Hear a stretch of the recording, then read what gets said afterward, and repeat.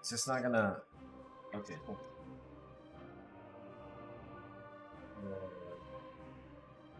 Hold on. Is this controller gonna fight me the entire way? Okay. We're back on this shit, aren't we? Okay,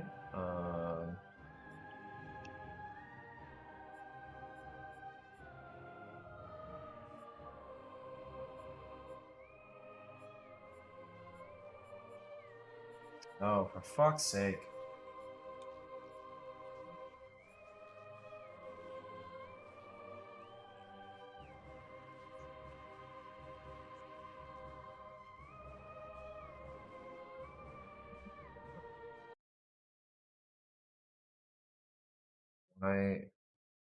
Yeah, X input. Come on.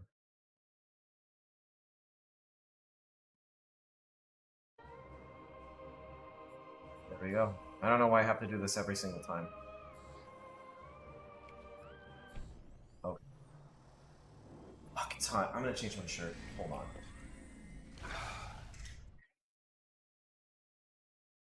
Shit. For some reason.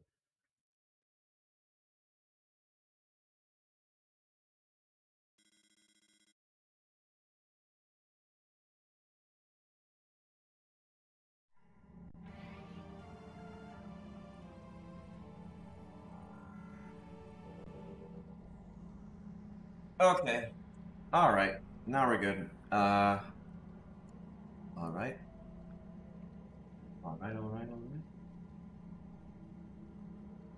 Now we should be good.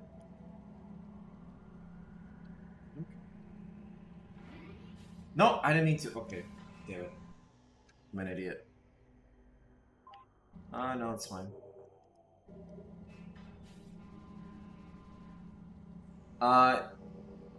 I think in about, hold on, what did it say here? I think in about like 10-20 minutes, I might take like a quick break just to eat something really quick. But other than that, we should be fine. I forgot where I was. I forgot how to control the screen. Hold on. Let's see. That's not. Okay.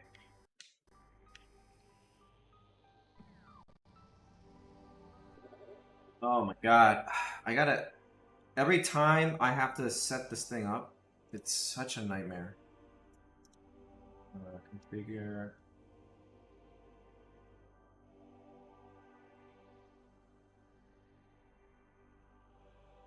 Yeah.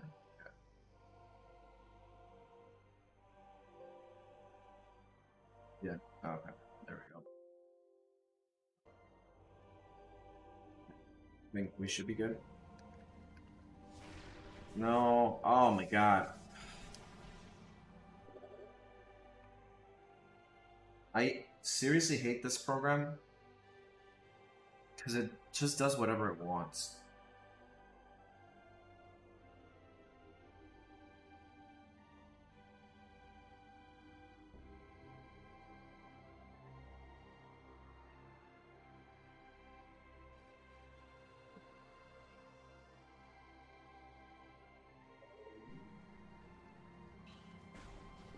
Yeah, okay, shooting is this way.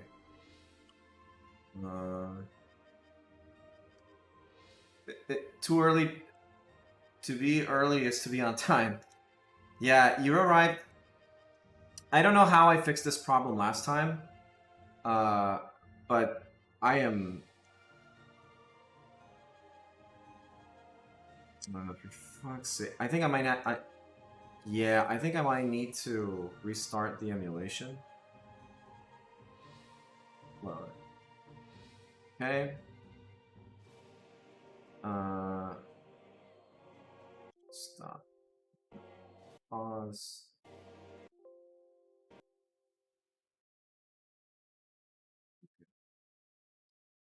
Second.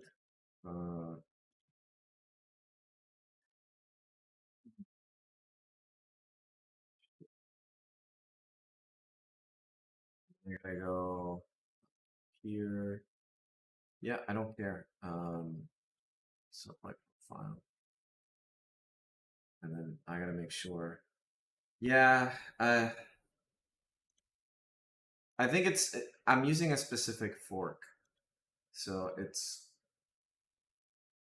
doing whatever it feels like doing. I think I should be good now.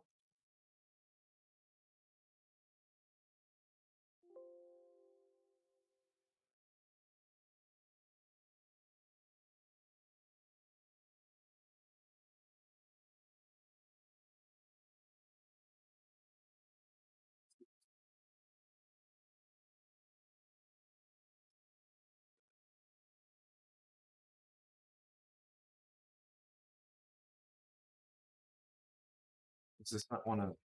Okay.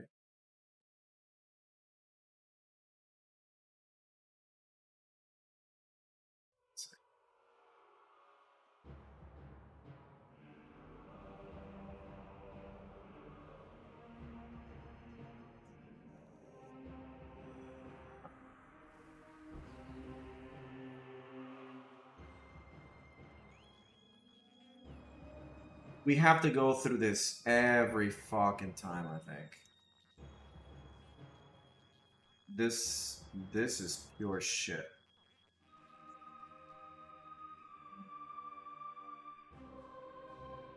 It doesn't want to load my controller configurations, even though we've done this a million times.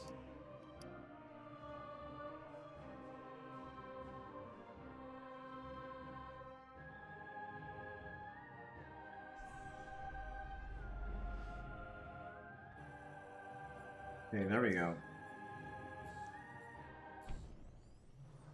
I am hoping it picked up on... Okay, I'm hoping it picked up on my, what's it called? On the input. Because I hate shooting with the A. It's so uncomfortable. It's ungodly. I don't know how we put up with that. So the layout for the buttons was very different. For the Genki. Oh no, we're doing this. I fucking hate this controller input.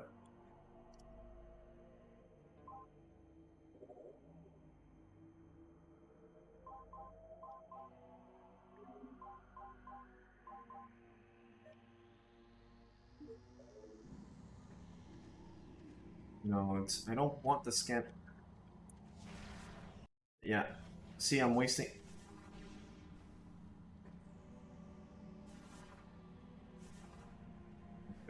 I'm wasting ammo.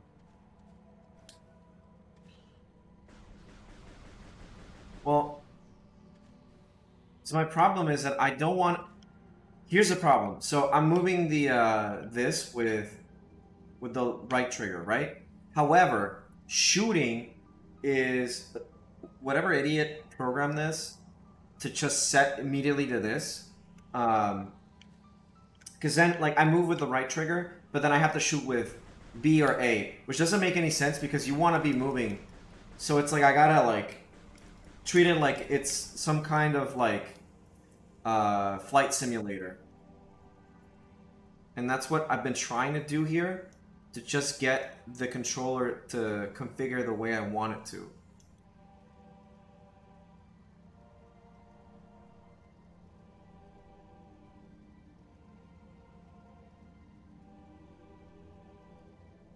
Beam.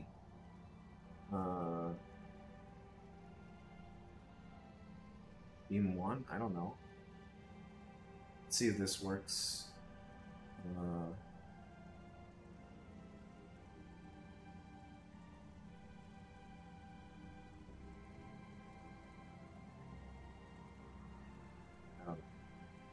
This might work.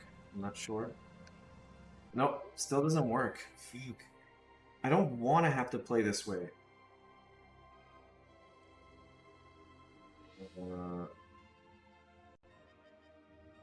Prime hack.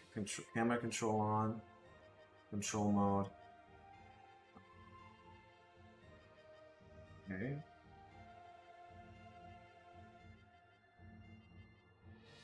Because it was working when we...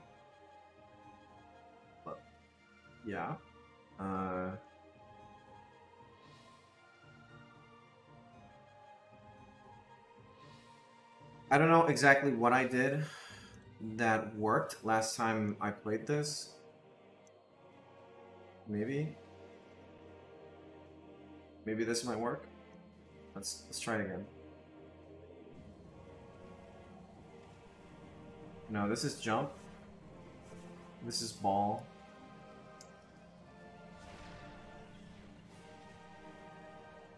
What? The refusal for this stupid controller to leave cutter ant. Are those big?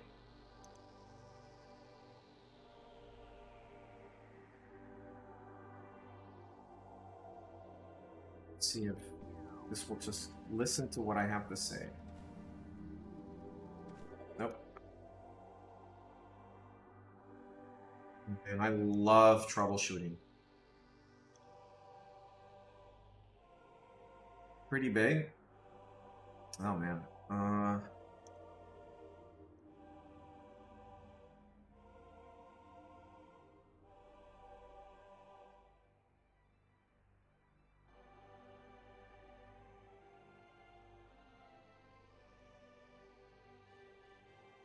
Let's see if it works this way.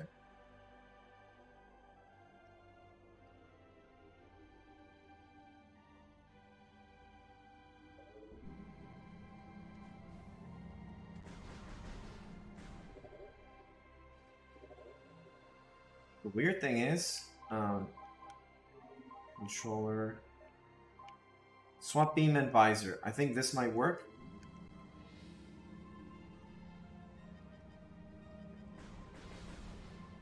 Wait a minute. Yeah, that's what it was, I think. Swap beam and visor.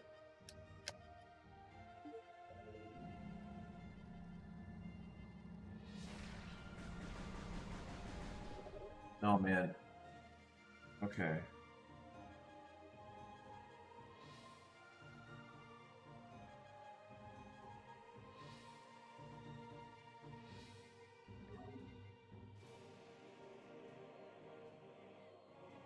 Close. The worst control schemes ever.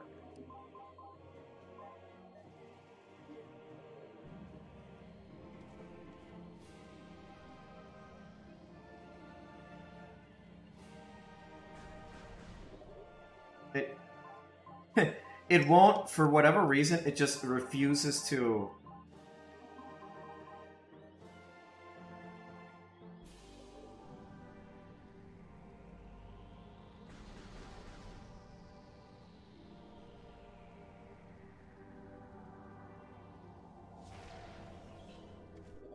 You know the jungle ants that you see on Nat Geo?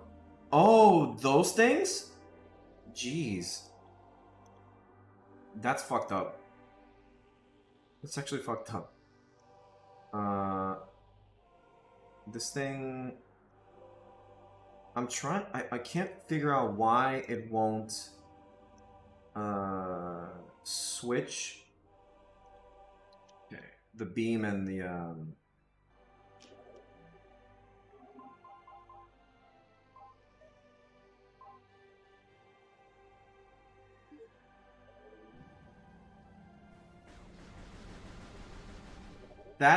Data will change, but it won't do anything else. Weird. Swap beam and visor.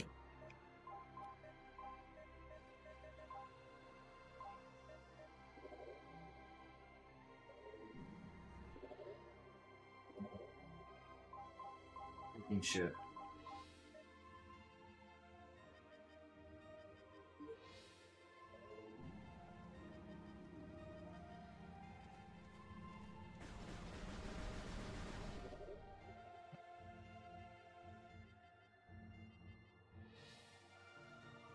I'm gonna do something here.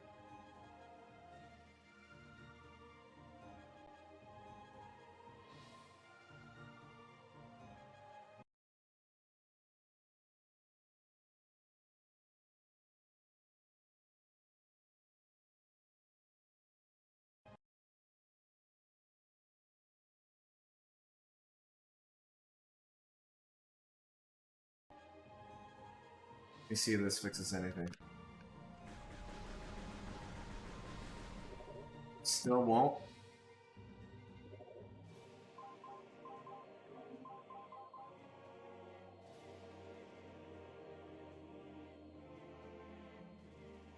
Yeah, it's a Christmas hat. It's a Christmas theme. Hold on.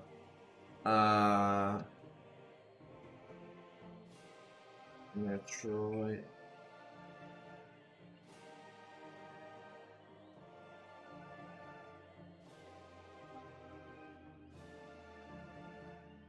Master. NPR. Metroid. Change controllers. Hold on.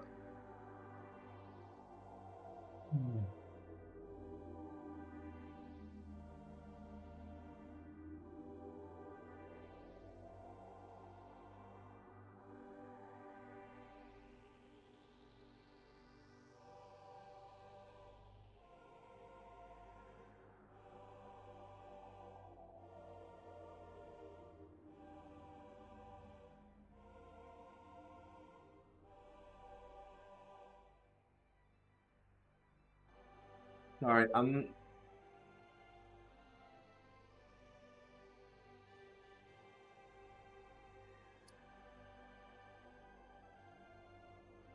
this game is pretty stupid the way they have the controllers set up.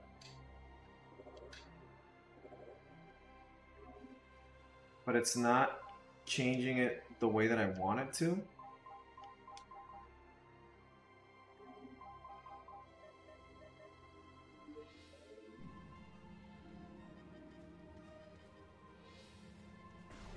So I was able to shoot with the R trigger, like last time I played this, but now it's not. Now it's not doing it for whatever reason. It just refuses to do whatever I'm telling it to.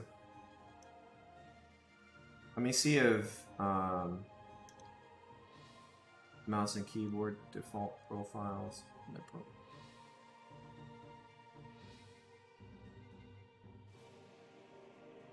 Let me see if reapplying several times, changing the controller again to just have... No, it's just terrible programming. I don't know. Because who the fuck set... If you have like a modern scheme, like you live in modern times, and you remaster Metroid, and your go-to is to have the A button just... Oh, I don't know. Not having should be the R trigger is kind of dumb. Maybe if I just change things this way. Let's see if this works.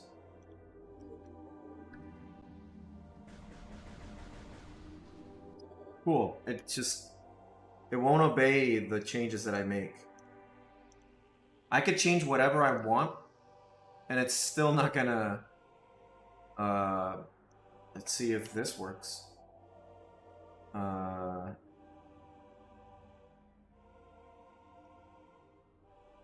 see if this works.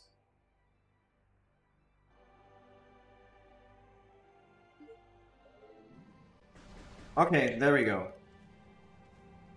Now, this doesn't do anything. It doesn't... Okay.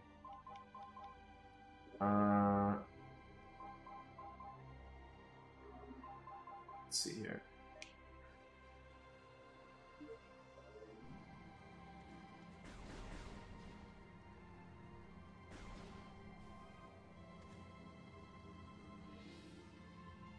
Okay, so this works. Managed to fix it somehow. But I want A to also do... So let's see here. Let me just fix one other thing. Configure...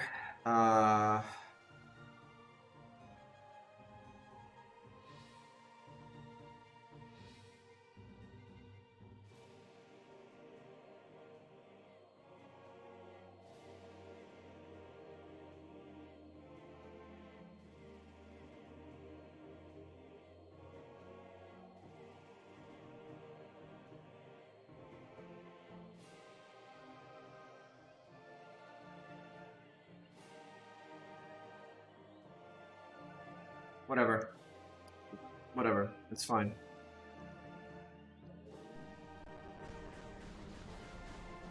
Alright, we got it.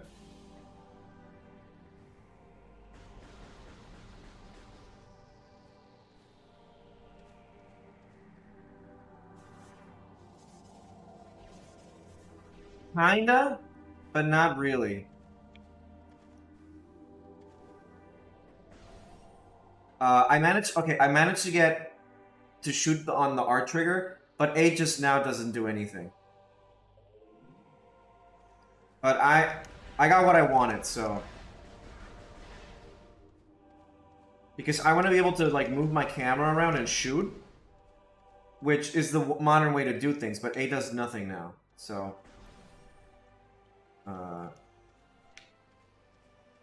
Or at least for now, it does nothing.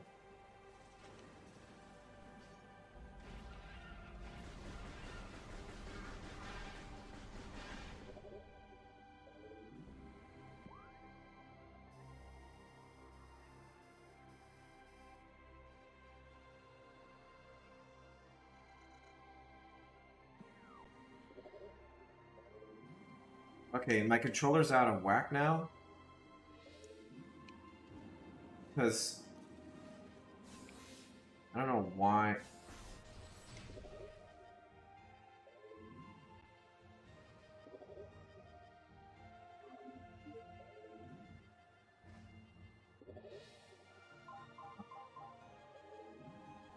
I can jump. B is jump. But that's not the issue. I think my issue is mostly.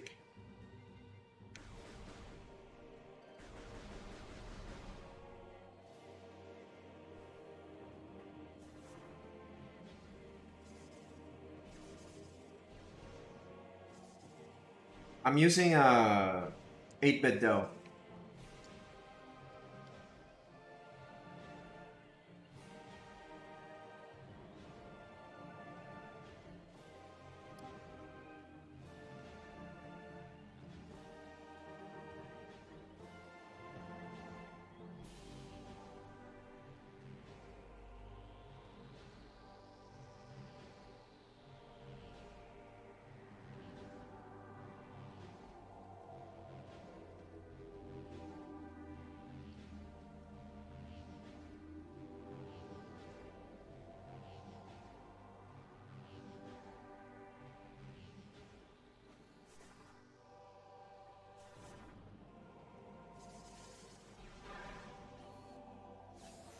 Eight-bit Xbox, 8-bit dough. It's a brand. Alright, now my issue is the following. I can't zoom out. Oh, there we go.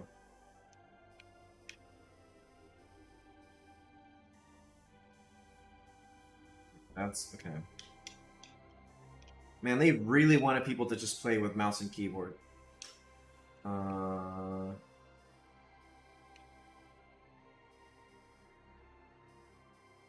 Figure out where to go.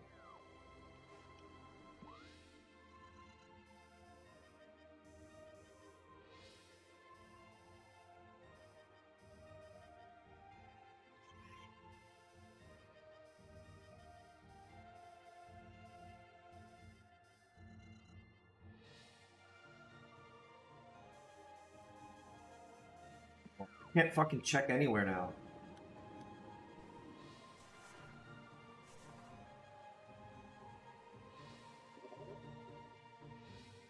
This control problem is bugging me to no end.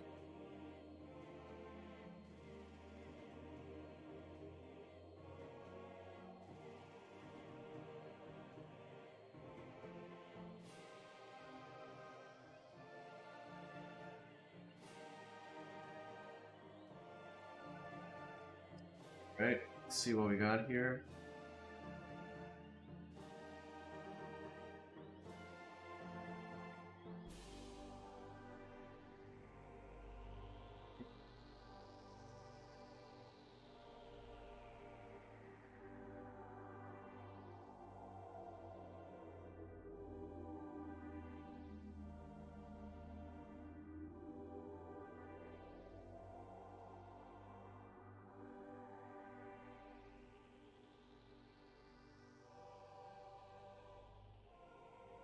I don't know how to delete messages, but gotta get rid of that. Here's an issue that I have. Where the controls are doing whatever they want. So I'm gonna go default. And then I'm gonna go back to this. You cancel. Alright, I gotta pause this. Alright. It's probably fucking with the game. I want to use this.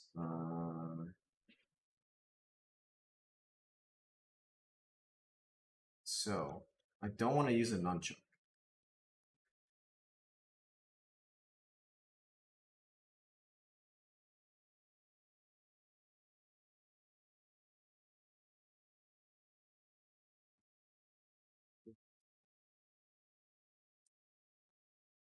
Let's see here.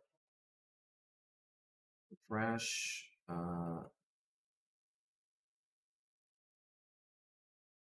Don't know what I'm supposed to be doing. So,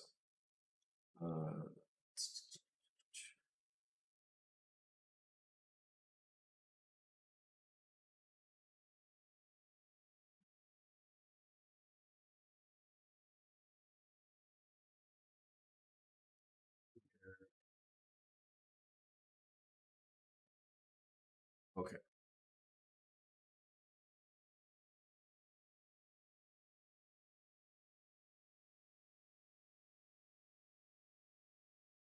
Go ahead. Start from scratch.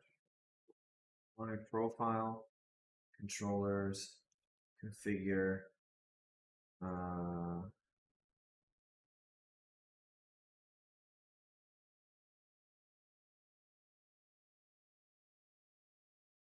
Extension.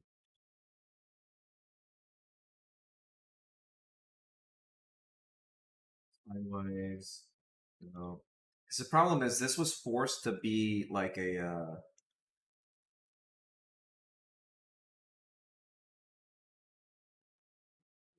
camera controls there.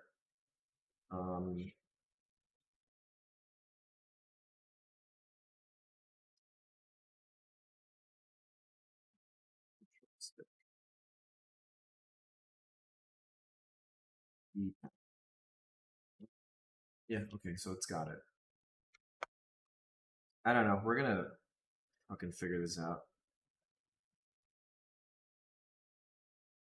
Maybe if I keep the original control scheme, do this, do that, right? And then I go back to this and just leave it as it was. And then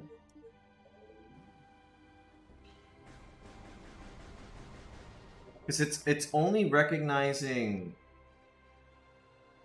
What the fuck is your problem? This app. What game would you personally love to stream? Man, this is a tough question. I have to think.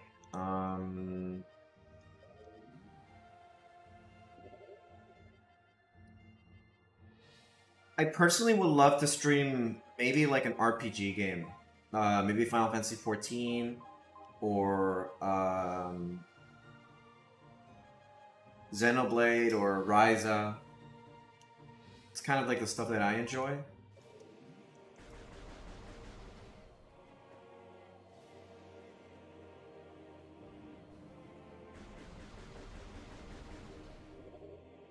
Okay, so I'm starting to figure this out. So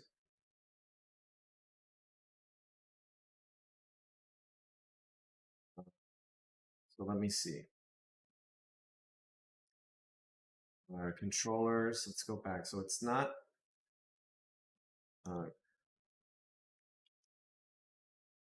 don't know exactly what I did to fix this. But whatever the art trigger was, I will place it. Spring ball, A button, next beam, visor. Did I ever finish Final Fantasy? I did. I did finish Final Fantasy VII. I'm pretty sure I did at least. So let's see. Iterative input. D-pad. Motion control. Camera control. Next beam. Next visor. Enable beam menu. Yeah, I think this, for some reason, this game kind of like extension. We're just gonna do. I'm just gonna deal.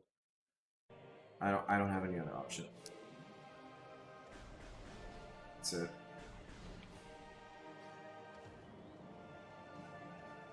I did finish it.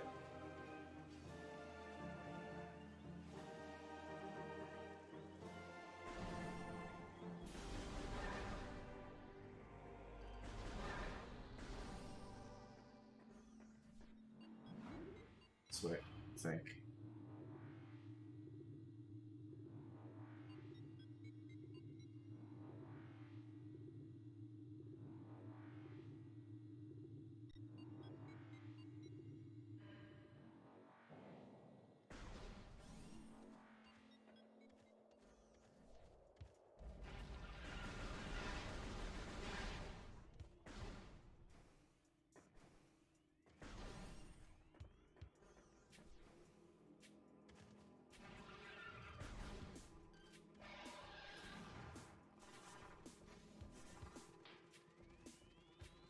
Wait a minute. Hold on.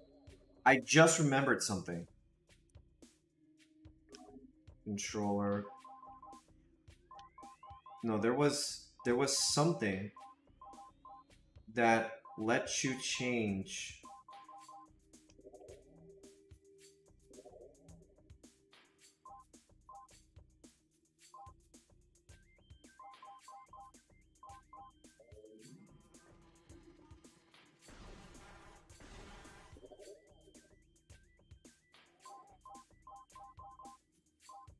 I remember there was like a setting. Options. Controller.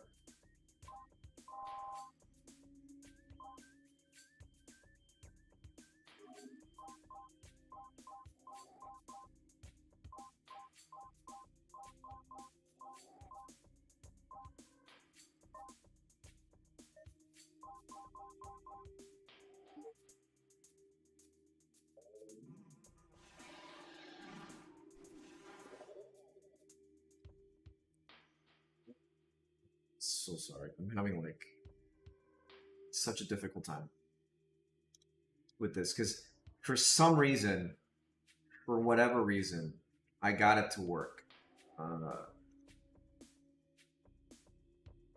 Okay. Here's what I'm going to do. My profile, right?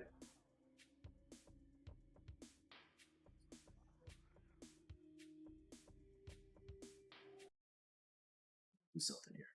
I'm gonna try something radical. Emulation. Let's see.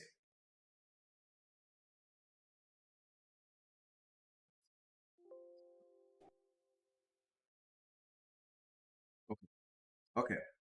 So let's go back. Let's go apply this profile. I'm gonna make sure that the controller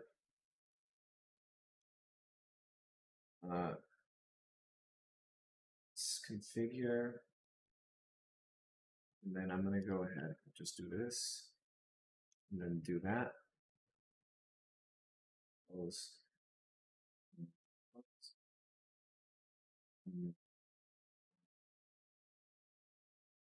Again, try this out. I can't make any guarantees, but we'll make it work.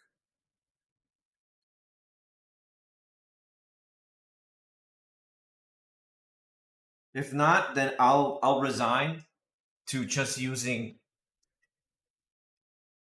whatever this game wants me to use.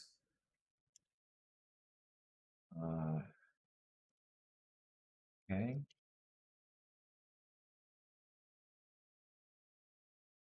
and I'll just play it.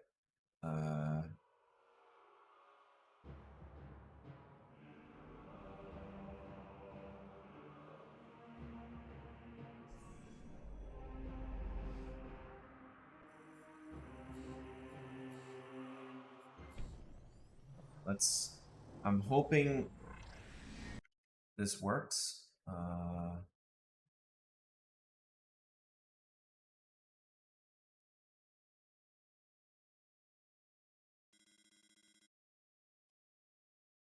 I didn't do much, so it's fine if I don't reboot exactly where I stopped.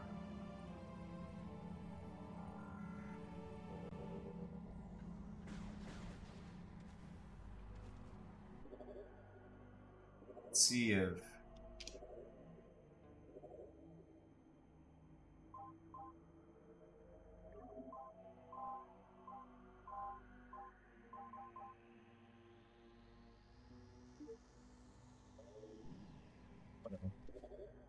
Well, I'm just gonna play like that.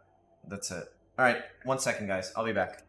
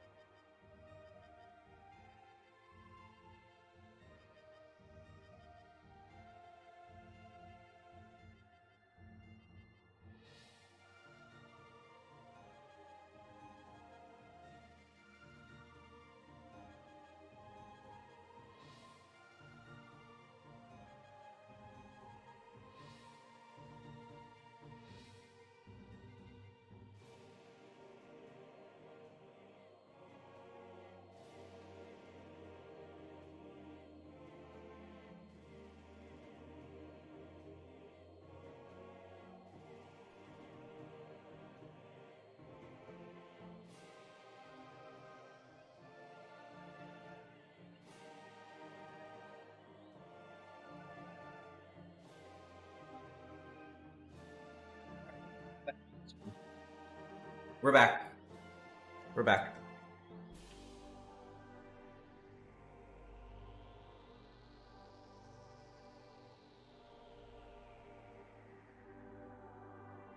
Jesus Christ.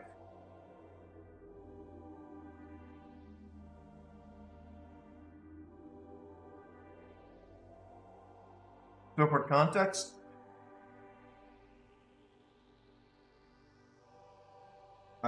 I ordered a shawarma, and this is a fucking monster. I didn't think this was this big, but I don't know. It's a little too, it might be a little too big for me. I need to take a picture of this.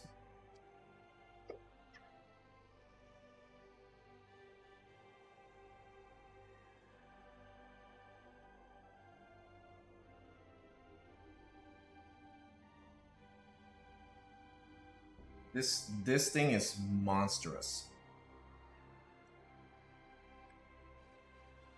What do you mean asking? No, it's dude, I can't properly explain how big this thing is. It's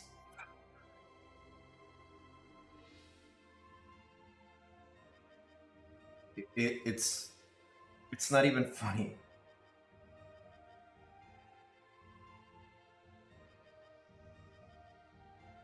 Oh my god. Alright, I think I'm gonna have to enjoy this slowly. Who the fuck? How do I eat this? How do I tackle this meat torpedo?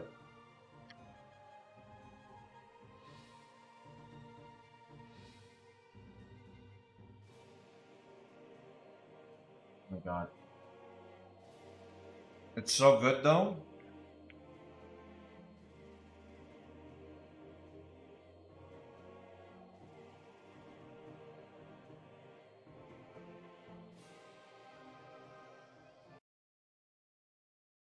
Oh yeah, this is really good.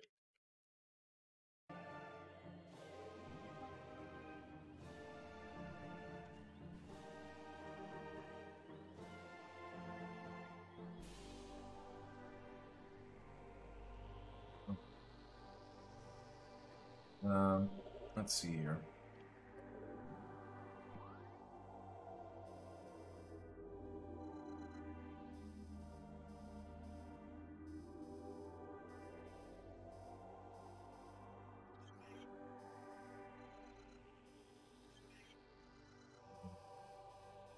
How do I do?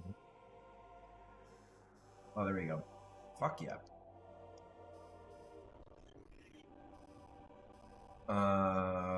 Okay, I know where we kind of need to go.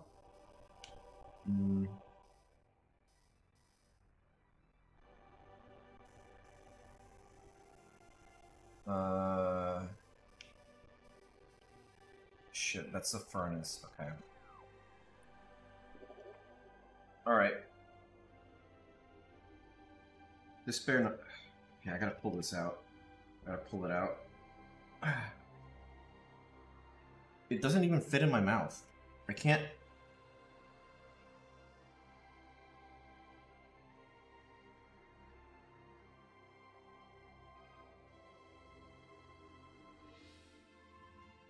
Like, it's really fucking good, but... Again...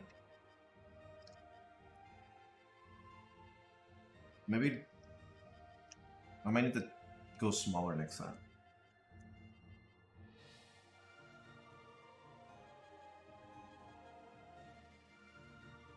Not even that I can pick if I want the big one. It's just a big boy from default. So you can either handle the big or you can't.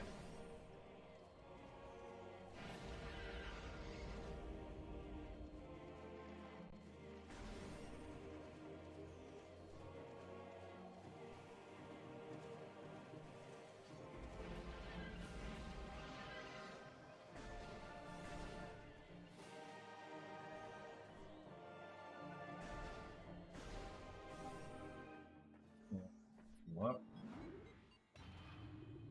Alright, let's get this monster. And this shit... I think I'm gonna eat the whole thing.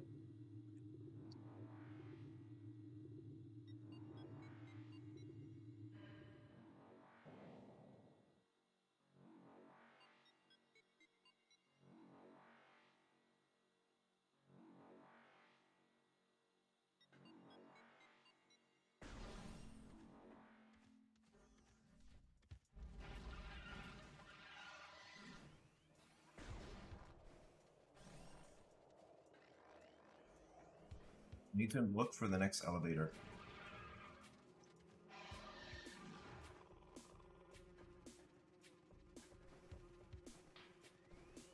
You can definitely hear like a power up.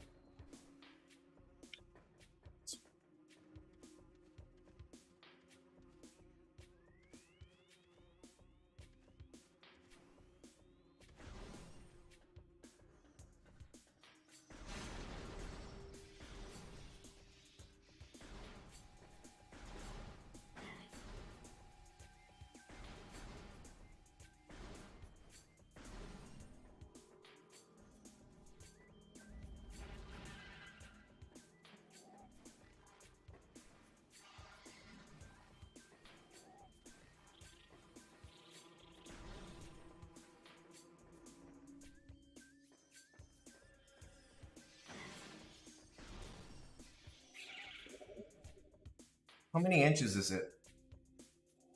I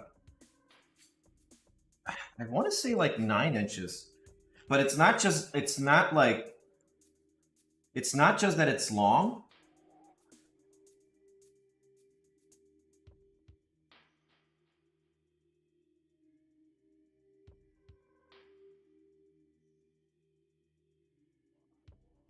It's pretty thick. It's like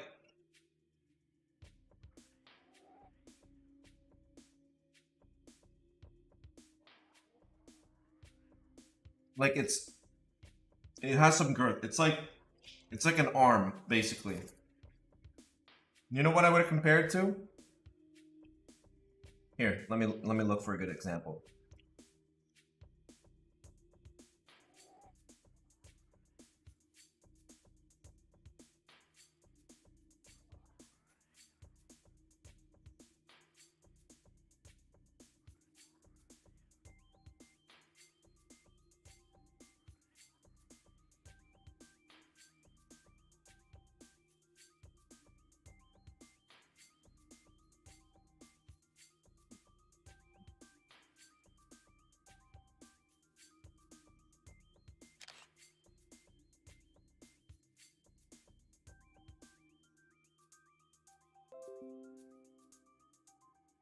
Allow me to demonstrate.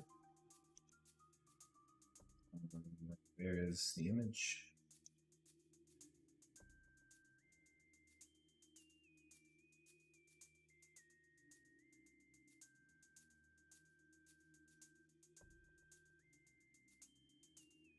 Wait, what happened?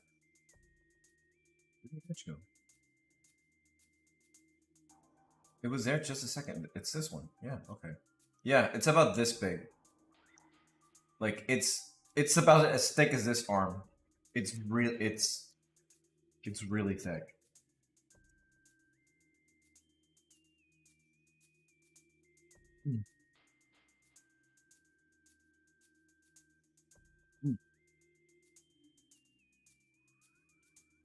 But it's got a good cream and soft.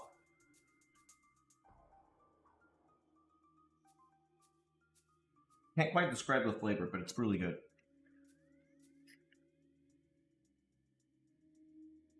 Better take this image off. It's pretty good.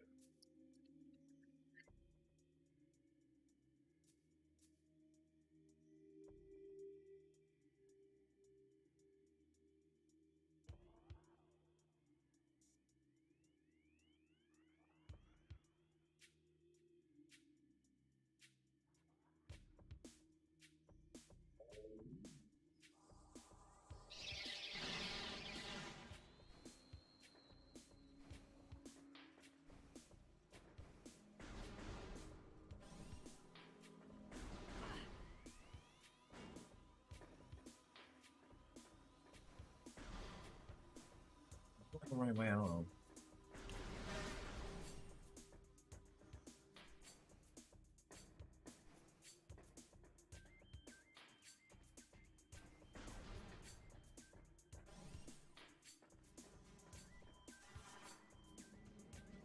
It's really girthy. I couldn't even jokingly like pretend to fit it all. Good for dinner. I'm eating a shawarma. If you can get a shawarma.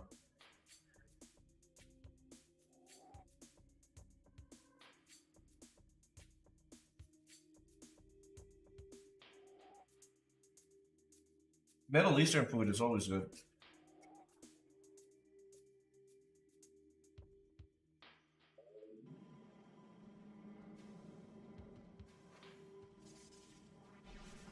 I actually can't eat hot dogs anymore.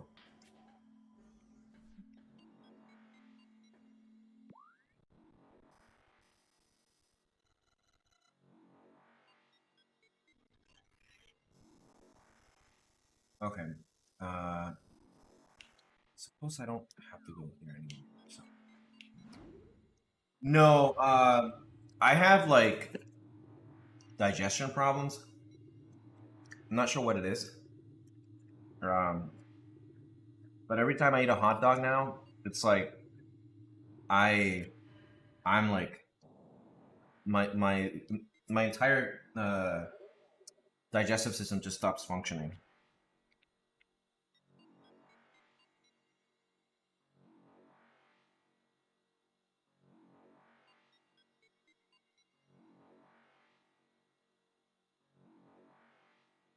I'll be burping hot dogs for the rest of the day.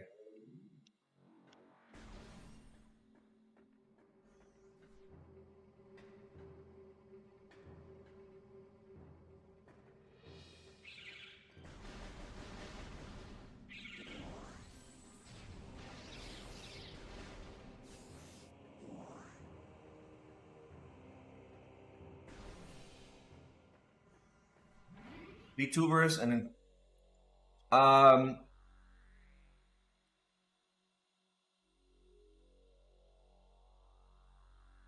yeah, it looks like. I think mine was developed mostly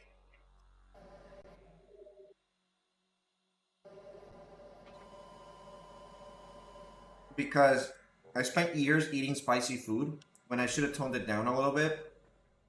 Like really spicy food. And another thing is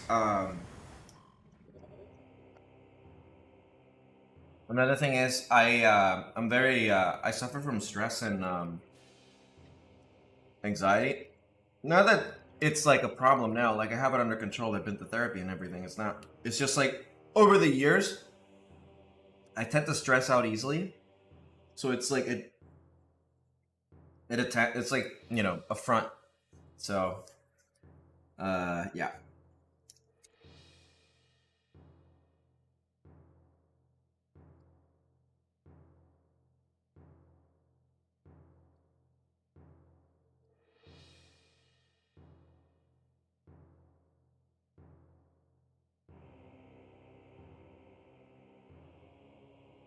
Spiciest thing I've ever eaten?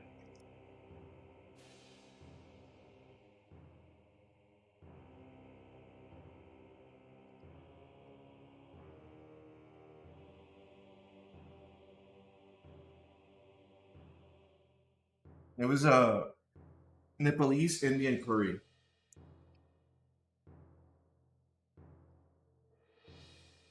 I think I probably told the story many times, but I was living in I was doing a student exchange in Tokyo, in Osaka, and right in front of the university that I was going to, there was a Indian Nepalese restaurant, and a friend of mine from Bhutan met the owners, and he's like, "Hey, let's go there." And I told him, "Oh, I like spicy food, so let's go." And he's like, "Oh, I'm gonna order like this spicy level 10 or whatever." And I was like, "Oh, I'll have the same thing. I can tolerate it." And he's like, "You sure? That's really fucking spicy." And I was like, "Fuck it, yeah. Like, it's not. It's you. Come on, stop being a bitch. I'll eat it." And they're like, "Okay." As they're cooking it, I can smell the spice because it's like when they say spice level, it's just like more Thai peppers in it, and it's just like Thai peppers are really spicy, but they're very flavorful. So it's not like you're gonna like have like a very spicy situation. And I ended up like when they brought it over, I could not. I was like, I cannot finish this. I can't finish this. But my pride of like, I already said I would finish it, and I'm not gonna, you know, bitch out. So I finished it, but it was probably the spiciest thing I've ever eaten. And it was just like, I was in pain for the rest of the day.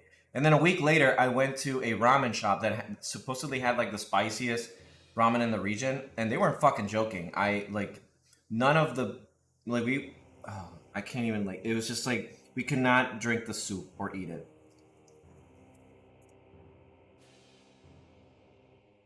Spicy Wawa sandwich. Can I just say, Wawa is the shit. I love Wawa. I had everything that I could. I had jalapenos, chipotle, hot sauce, etc.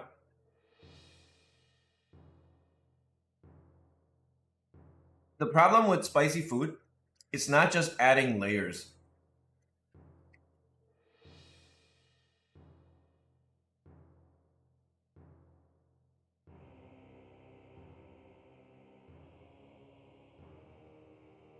I love Wawa.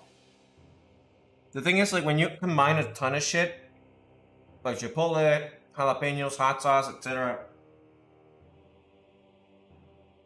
you're not really combining flavors. You're just adding spice. Oh, you know what? That's not the spiciest thing I've ever had. The spiciest thing I ever had, so when I was in a fraternity, they have these things called it's not initiation. It's just you go through a process, right? To say you're for them to tell you're in. One of the challenges was to do the Buffalo Wild Wings Nuclear Wing Challenge, and my best friend at the time and they were like, "Oh, we'll do it. We're the ones that can handle the spiciest food." My friend at the time, and my best friend at the time, being like an Indian guy that was used to eating like really spicy shit, he's like, "Yeah, I can handle that shit." And I was just like, "Yeah, I love spicy food. I'll go." And one of the guys that issued the challenge, he's like, "Okay, where did the fucking thing go?" Okay, one of the guys that handled the situation, he's like, "You sure? I can finish it. You can't." And we're like, "Fuck you." So we went and we ate that. We sat down, we waited, and the lady had to ask us like several times, "Hey, are you sure you can handle it? Are you sure you can handle it?" And we're still like insisting that, yeah, fuck yeah, like we're not babies, we can handle this.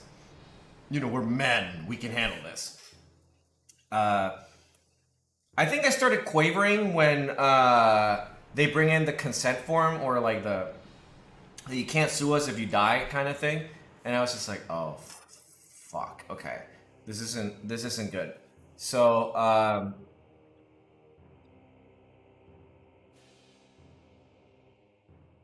we sign it, and midway I'm thinking like, maybe this is a terrible idea. I'm not saying it because I can't back out now. Like, I've already insisted all the way through. They bring it's only 8 wings. You only have to eat, like, I think it's like 8 or 4 wings. I don't remember. And it's like, okay, I couldn't. I started eating the first one and I was like crying. It's like it's like, no, I can't do this. Fuck that. My friend, like, he went through maybe 3 before he was just like, before he had to tap out. I couldn't even finish the first one.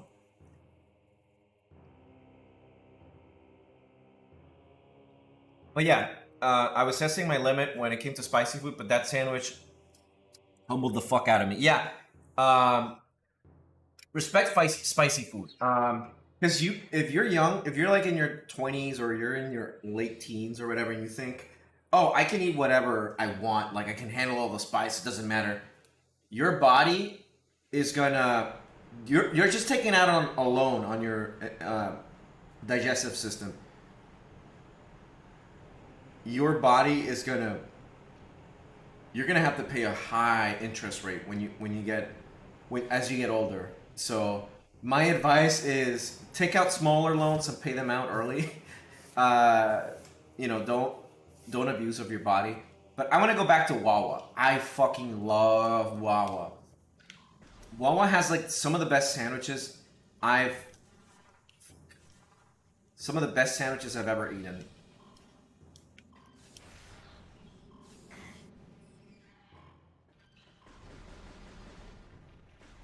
They have this yearly thing that I'm always looking forward to. Okay.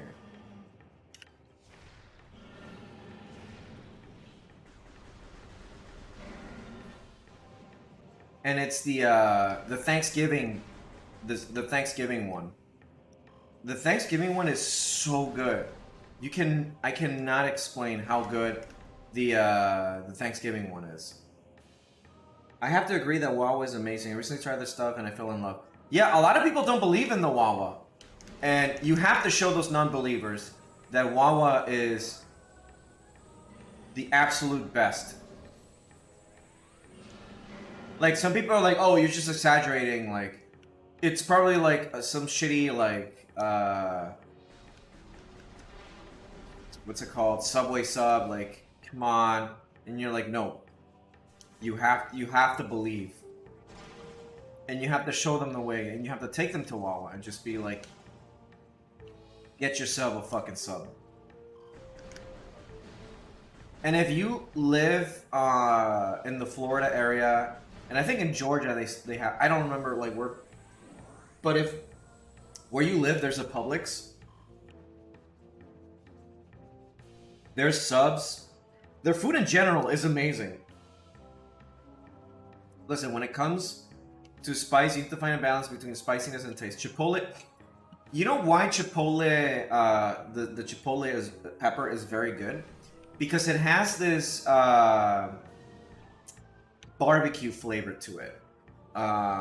Like the roasted flavor.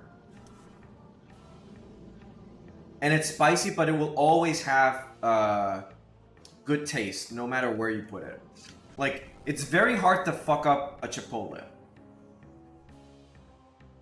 Like, just throw it in a barbecue sauce, throw it in some mayo. Like, you'd have to be very inept.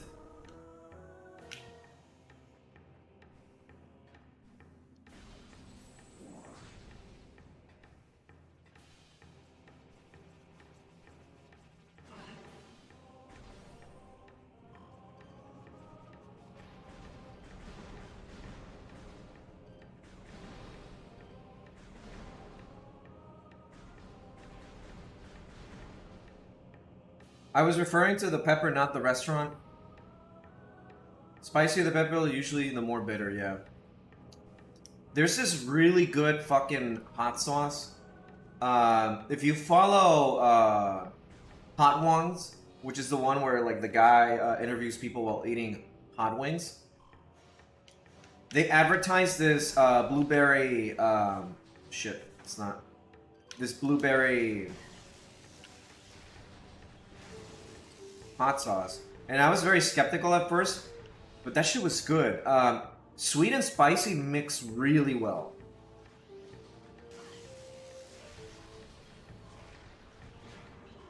So sometimes what I like to do is I'll make something like a spicy sandwich or something, but I'll put some caramelized onions on it just to balance out a little bit of the spice with a little bit of the sweet.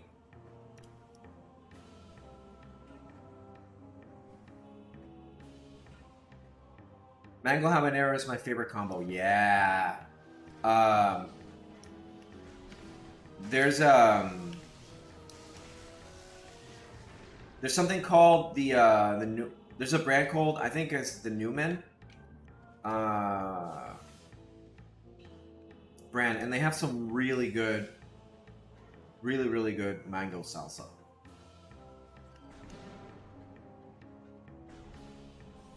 When are you going to open a new restaurant? Here's what I'll say. I worked for years in, well, 2 years consecutively. I worked for 2 years in different restaurants during summer, and I managed them. And it made me realize how much the food industry sucks. I would never, like, I like cooking for people, right? It's kind of why I'm hoping when I get married, I get to be the stay-at-home husband, because I just want to cook for whoever I'm married to, or like my family or whatever, because I do enjoy that. I would never, under any circumstance, open a restaurant. That is the worst, because not only are you responsible for the stomachs or like whatever of people that go to your restaurant, people in general, they kind of suck when it comes to like customer service stuff and food. I just wouldn't. And also, even if you have like a pristine reputation, nobody complains, you have to wake up pretty early and you have to be on top of your restaurant, unless like you're pretty removed and you're just like, I don't want to, I don't want to fucking deal with this anymore, and you just let someone manage it. But even then, like, what would be the point of opening a restaurant if I'm not gonna be supervising it? Because it's my restaurant, and it's like I put I put the food and everything. Like, I want to make it, and plus, I'd have to be reviewing the menu often, and I don't want to do that. It just sounds like a hassle.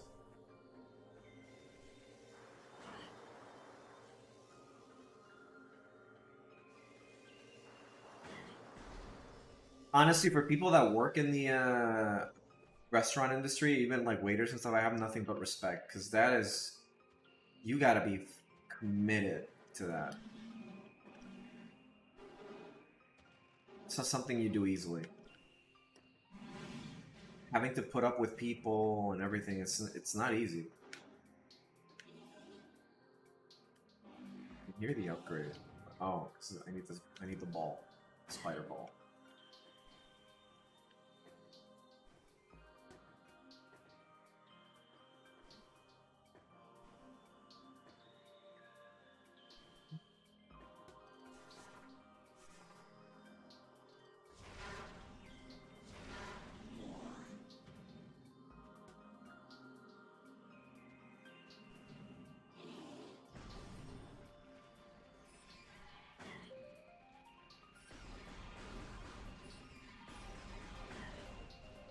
Like, man, because it would be fun to see a lot of people be like, "Oh man, I love your food," but it's also,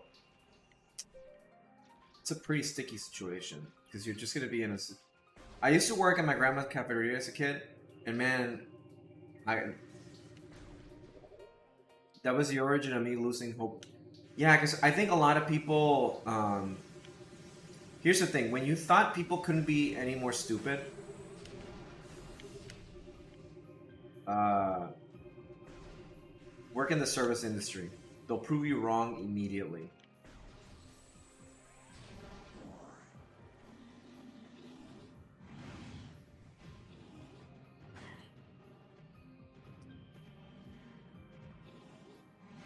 Yeah, there was something over here. Ooh, I guess.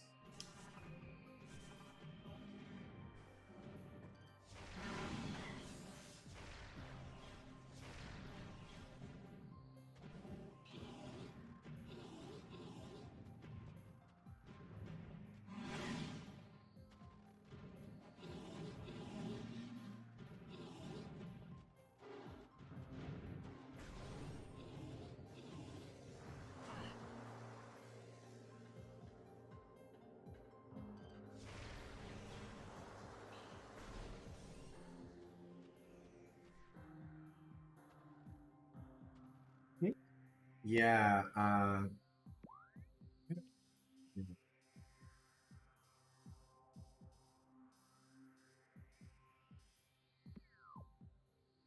even now as an employee in a hardware department, there are a lot of people that are dumb and yeah.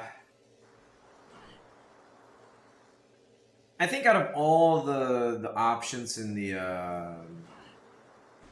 retail business, I think hardware is kind of the least worst, because not everybody goes to a hardware store, and usually you're already prepared for people to ask you like, "Hey, what is this? Where can I find this?" And you're kind of like, you understand where it's like, like I get it. Nobody like, not everyone picks up a hammer. Um, but in this case, like, and the people that do go, they kind of know somewhat, but you're gonna run more into people that are like, you don't know what you're talking about. Like, no, you need to find this specific piece. They're very insistent. Like, you're gonna run into those kind of people. Less so, less so that. Yeah, you're right on the dumb and stubborn. I worked retail once too. Well, actually not once, maybe like a few times, but it was like here and there. Um, I worked at a Tory Burch, which is a handbag company mostly, but they make a lot of like nice shoes and stuff.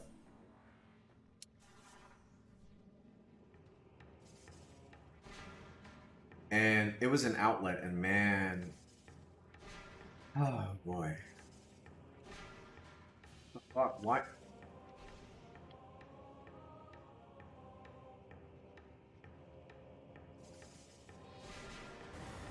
Shit.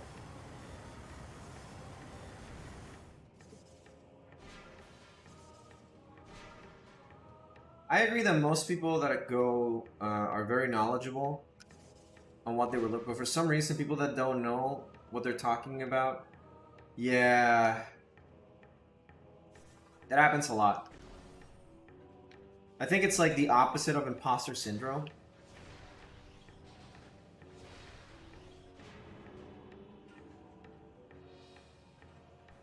Where like they think they know better than you because you're working retail. I don't think I can properly like explain.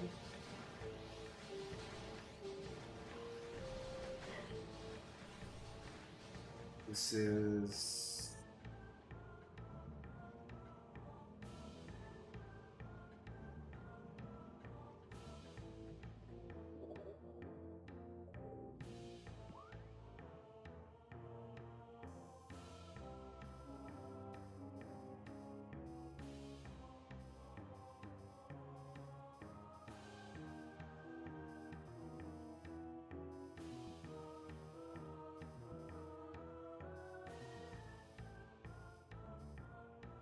this way. Okay. I want to go the other way where it has the elevator, I think. Oh no, because the other. Okay. Never mind. So the way I want to go is this way.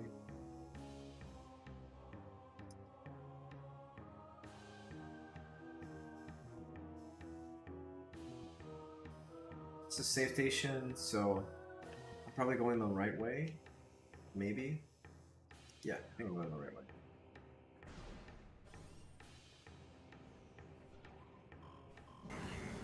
Oh, you bitch.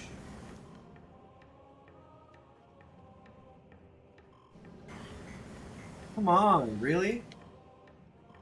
Very funny.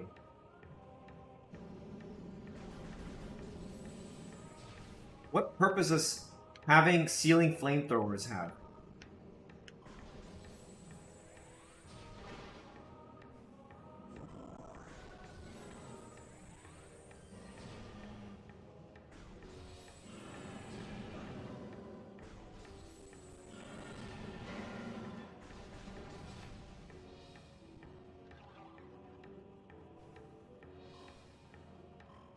This little guy.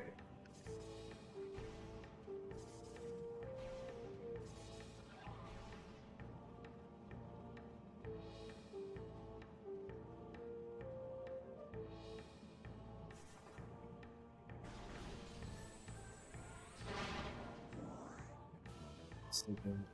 Go this way. Again, I don't understand. I don't understand the ceiling flamethrowers. I get it, it's an obstacle, but it just doesn't make. It's just weird.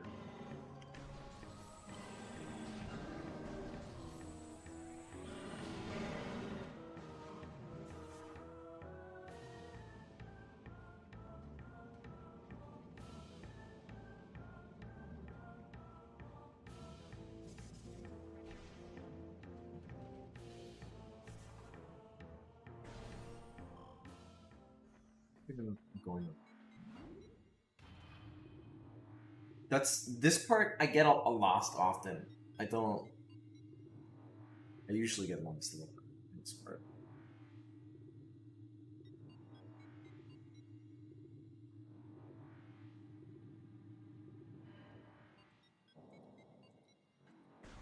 This was. I think this is the part that I.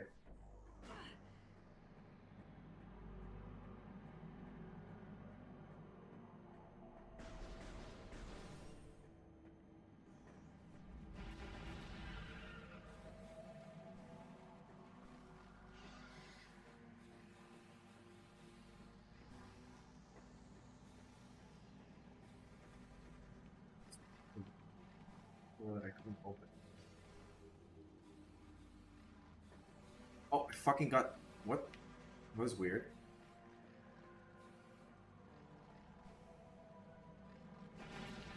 No, please. Get away. Something's odd.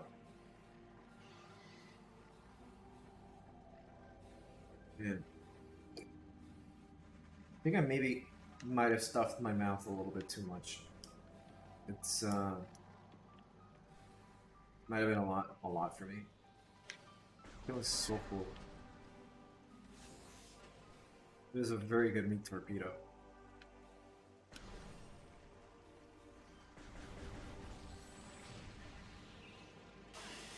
No, more like, more like I just feel full.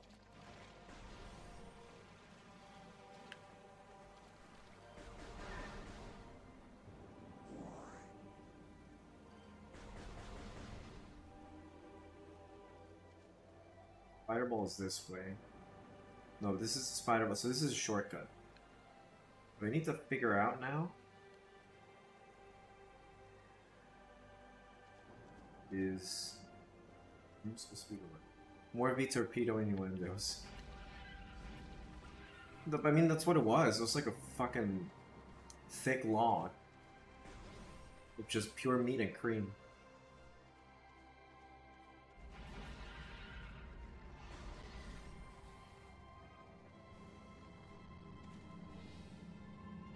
And save, just in case.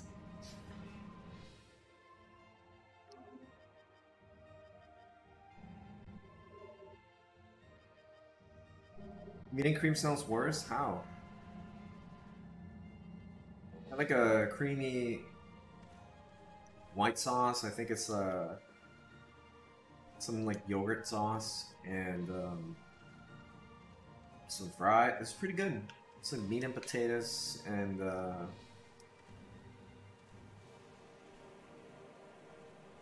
yogurt.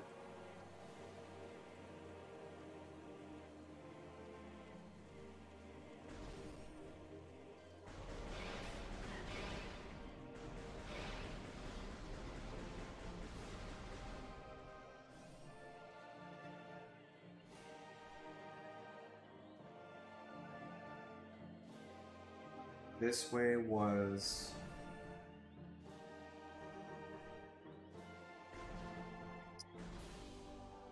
What's this? I think this is like the weird temple or whatever. Yeah, okay. I don't need to go here. I do hate how a little bit of this game feels like a maze. Now I gotta wait for the map to tell me where to go.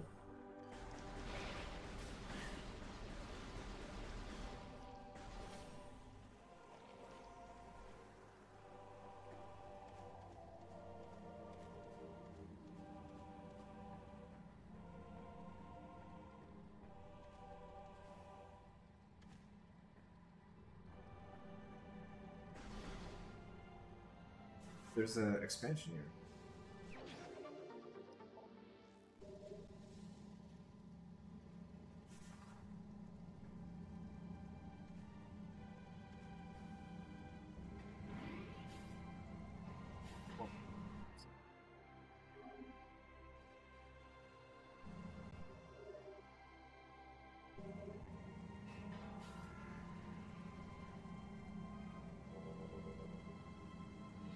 No! You can't even, like... Alright, I'll get off the ship.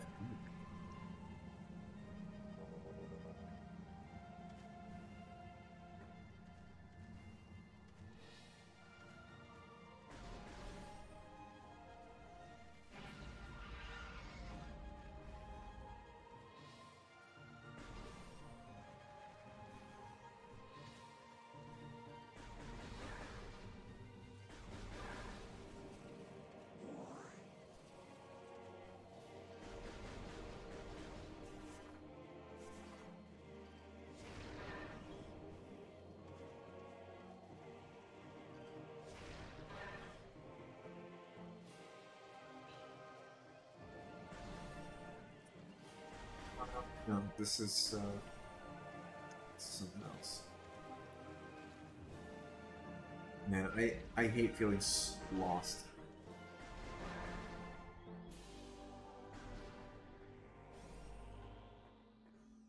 I think I'm going around in circles.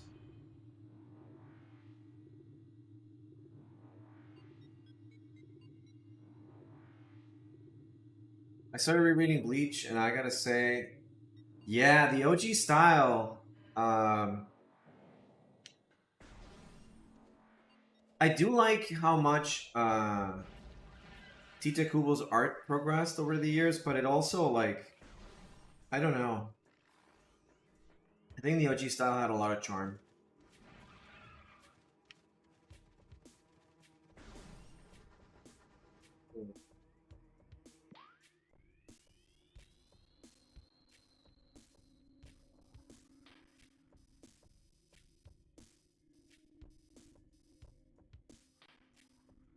Spider is.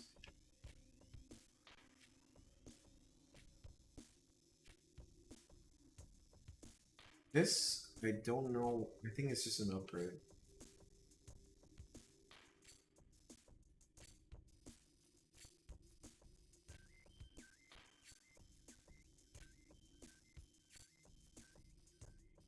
Transport to the Magmore Caverns North.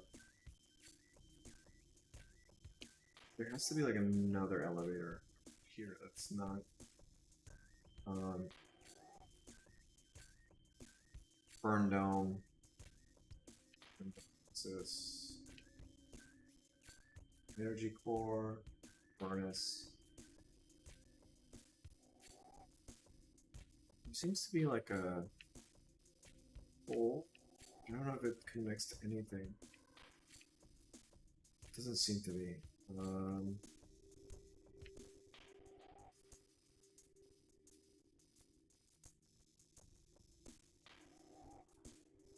Here.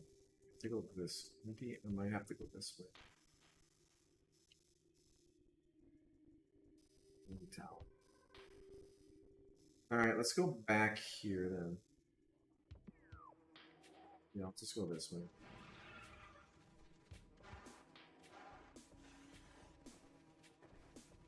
Bleach was one of my favorite growing up. Yeah, Bleach is good. Bleach was very good.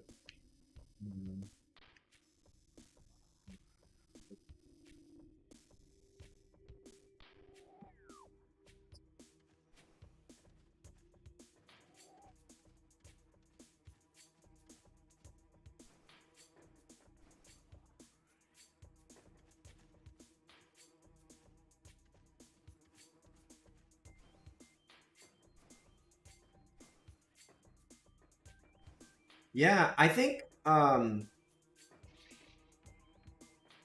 of the issues I had with Bleach towards like middle and then past the end, it's that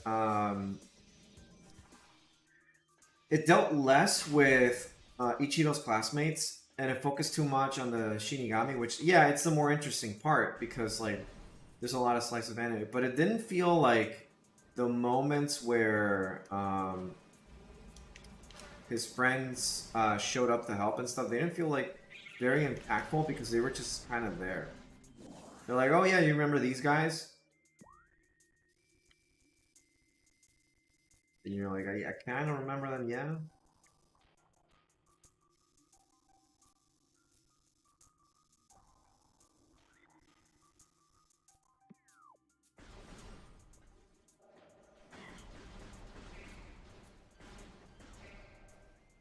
This thing's still attacking. It's funny how the Spanish voice actor. Oh, really?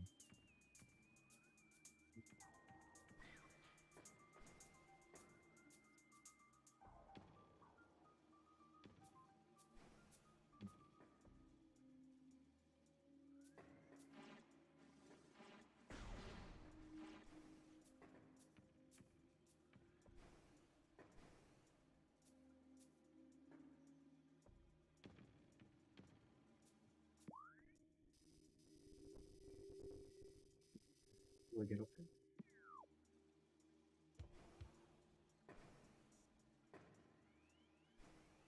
Oh wait, yeah, I gotta take the ball. Hell no.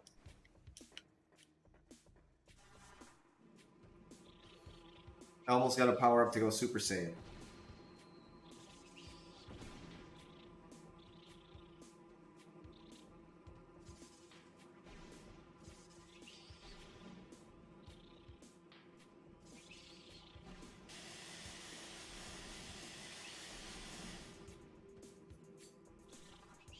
Don't fall. Don't.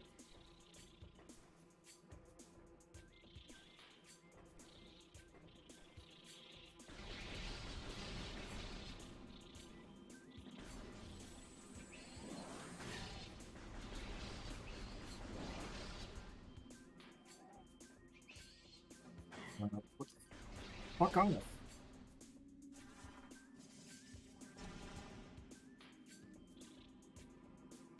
Fuck, I hope I make this. I want to spend the next 2 hours or so like doing that.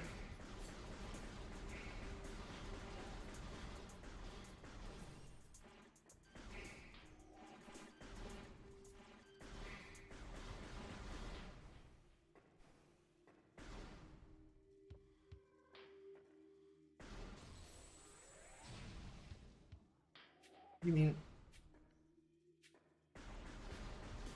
Cool. All the way here for nothing.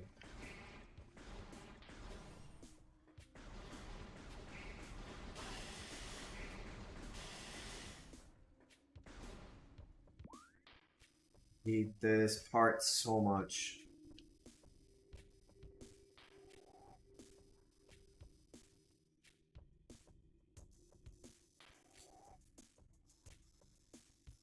Just want to get to the fucking elevator. I gotta go the other way, I guess. Let's see.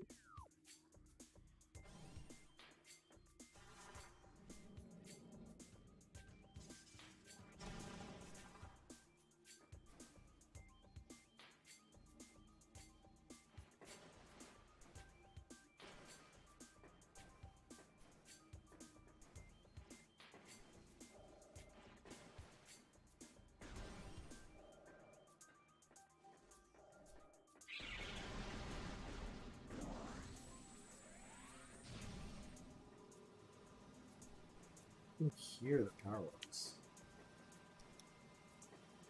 Can't get it.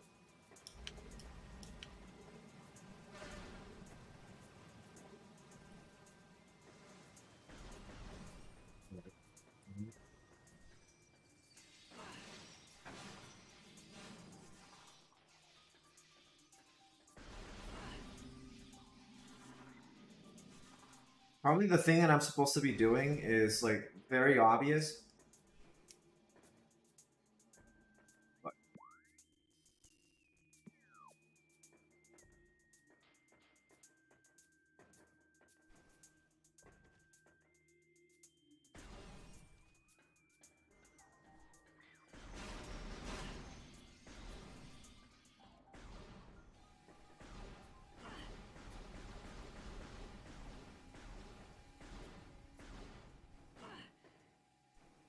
I can jump.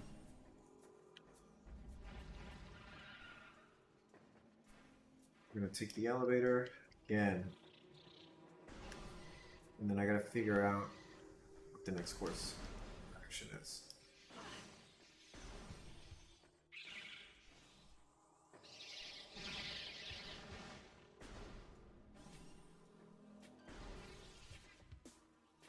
Right.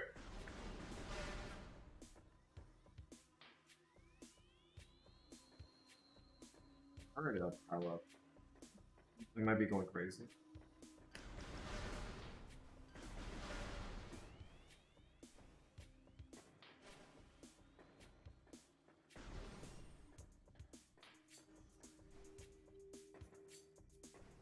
Hey, Ross, what is a manga that you really enjoyed the style?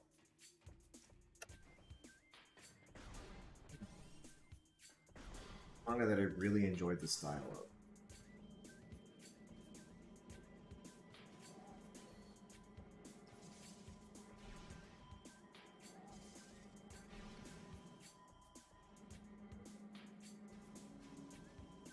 I think I want to say Full Metal Alchemist.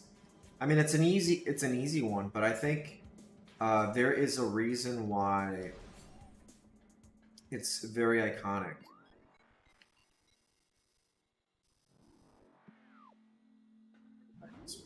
There's a reason why it's very iconic, and I think a lot for me was just how simple the style presented itself, and it's very easy to read.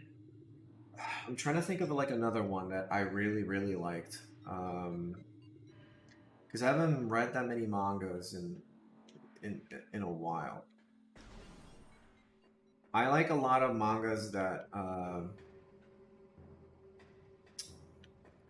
there's one about a housewife that's really funny.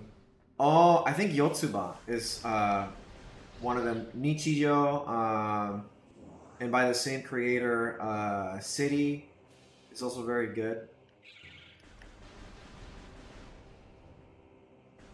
For me, Jagan, I haven't read that one. The thing is, like, there's so much manga out there. For me, it gets hard to keep up. I do have like a, please, I do have like a,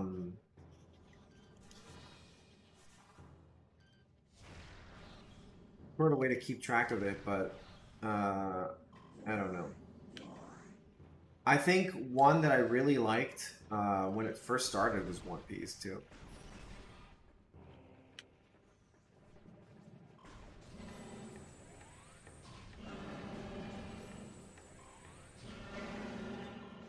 I think it's very similar to Parasite. Honestly, I read a lot of like slice of life and comedy. Oh, you know which one I liked a lot too? Nisekoi. I like Nagatoro as well. I think it's pretty funny. But again, a lot of these I haven't read in a while, just because like don't find the time.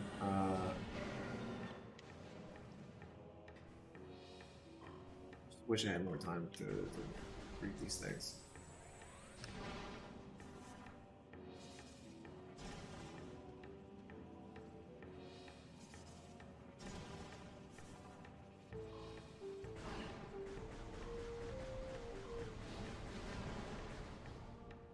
Baki the Grappler is pretty interesting too. I like Maken Ki as well. I think Maken Ki like dropped the ball. Ikitosen was pretty good.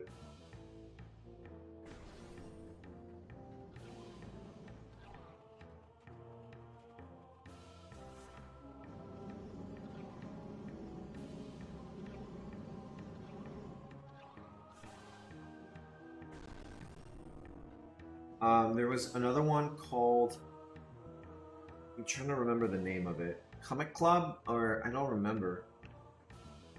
It was based on an Aqua Plus game, but I can't remember the name of it.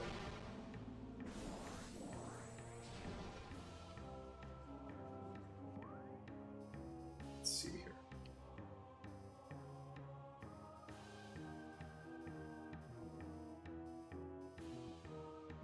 This is the way that I gotta go. This is the way.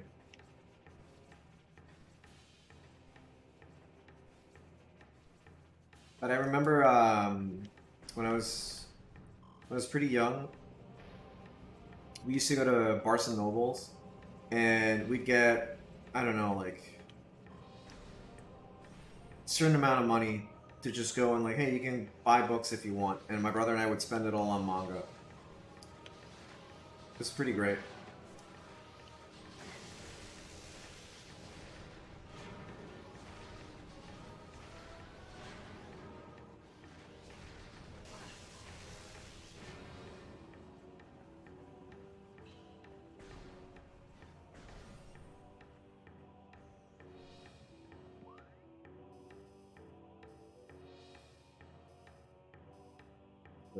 Wait a minute. This is to Phadrana Drifts, okay? And this is to Talon Overworld. Maybe this is where I'm supposed to be going? Go to Talon Overworld?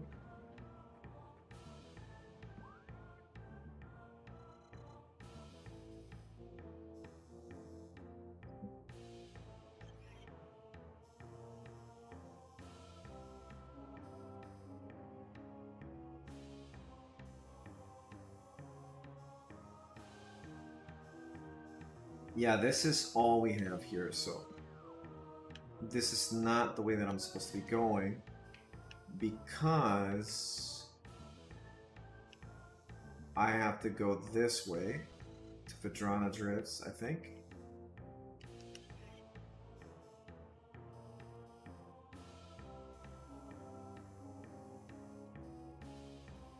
Maybe. Yeah, I can't do anything here yet because I don't have double jump. So, what I need to be doing, I think. Let's go here.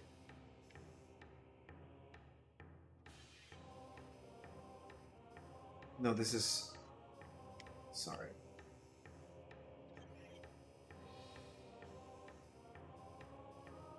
I can't open that red door because it's... That's the artifact temple. Frigate crash. I can't open any of these two doors. What are your thoughts on companies forcing employees to wear name tags? I don't mind it. I think not wearing them can be a problem. And I do think that name tags are kind of like dumb, but there's a lot of people, like mainly me. I forget. You can tell me your name and I'll immediately forget because in my mind I'm like doing something, like I'm just thinking about something else, right? I'm already making my mind about something that I want to go check out or whatever. So I'm not like immediately paying attention to whatever you're telling me. And so it's like, okay, I'll forget. I'll just like forget. So I don't mind name tags. I think name tags are fine. Yeah, they can be uncomfortable because I've had to wear. I've had to wear them before. Because it's like, think about it. There's you might not think wearing a name tag is important because you're already like, I know what my name is. My fellow employees know what my name is. But you're gonna be in a situation where like a lot of people just like the customers that come over, they don't know your name. And you could be like, hi, my name is Stacy. If you need anything, just let me know, okay? And like a lot of people might remember, but most people won't. And if you don't introduce yourself, you're gonna have a situation where like, hey, and then you have to like, oh, my name is like, it's just better to just have the name tag because it's easier. People can go, hey, Bob, like, can you help me with something? I might need your help. I was like, yeah, sure. What I do advocate for though is that people say hello, how are you, and would you mind helping me with something, like polite manners. Like in France, people would not help you or like, you know, or willingly like help you if you didn't like go out of your way, or like not go out of your way, if you just didn't say hello, how are you having a good day, or like have like a proper like greeting, and then they'll like listen to whatever you need. Like it's very polite. And I'm an advocate of that because I think a lot of people dehumanize employees as just like, oh, they're there to help me. Like, no, they're like a person. You need to like help them out. Like you need to like treat them as one because they're there to help you, but they're also like humans. So just like say hello, how are you? And like I practice that a lot. Like every time I go and I say hello, how are you? Like I try to say that. I try to remember to say it. And when I don't say it, I feel pretty bad. Because a lot of customers are just like, find this for me. It's like, no, I'm not your slave.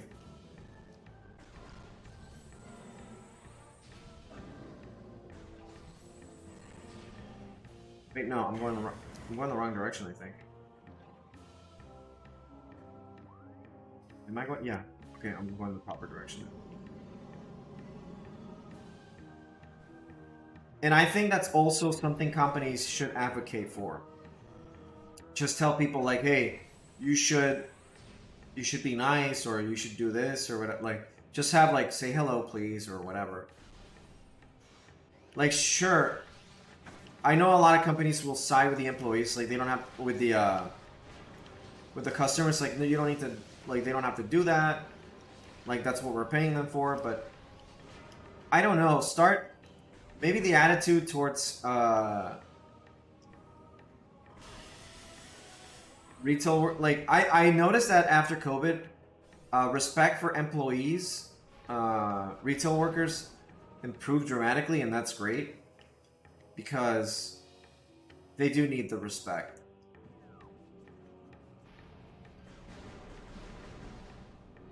Especially a lot that, you know, worked in supermarkets and the food industry.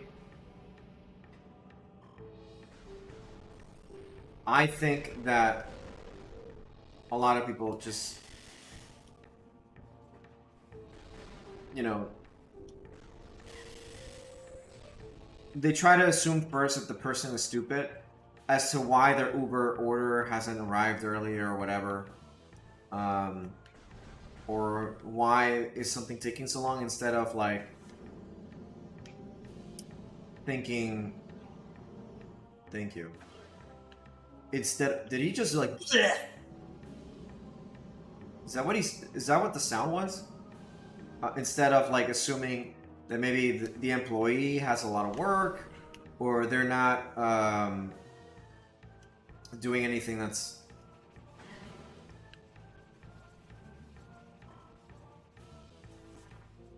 I don't know, people just assume the worst.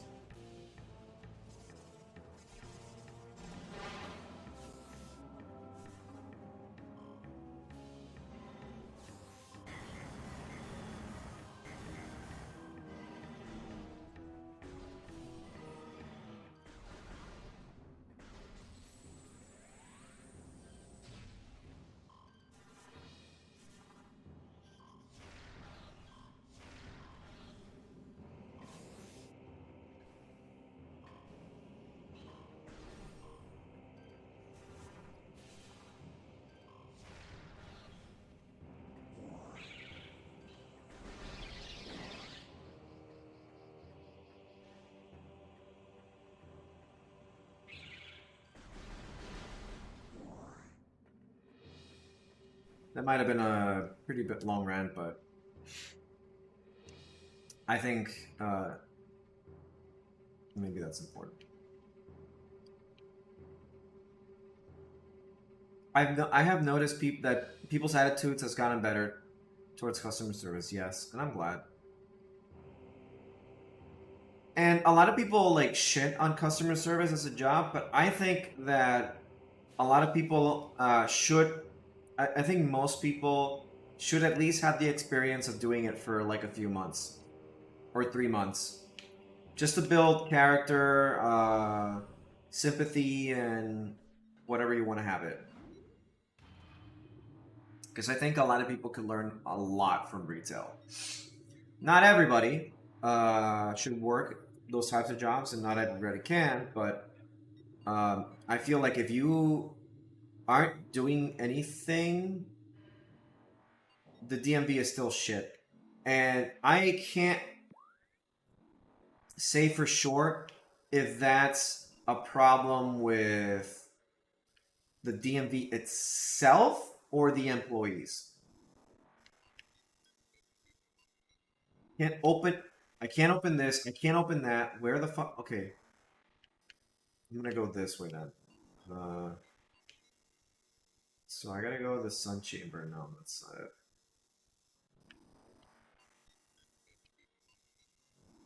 Okay, we are here, right? We can't go back this way. So we have to go this way. So it's back to... At least in America, everyone can agree with it, yeah. Doesn't matter the way you identify politically, that DMV still sucks. And again, I don't know if I can pin that just on the employees or on the DM or on the whole process itself. But one of the things that should be revolutionized is that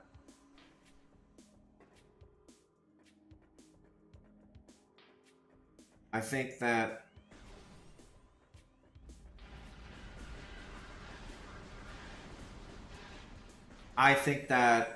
our the driving license process should be updated.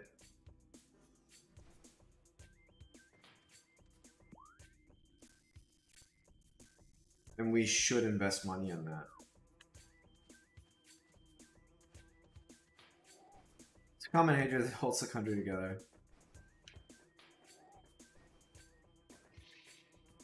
Hatred kind of runs America at the moment, but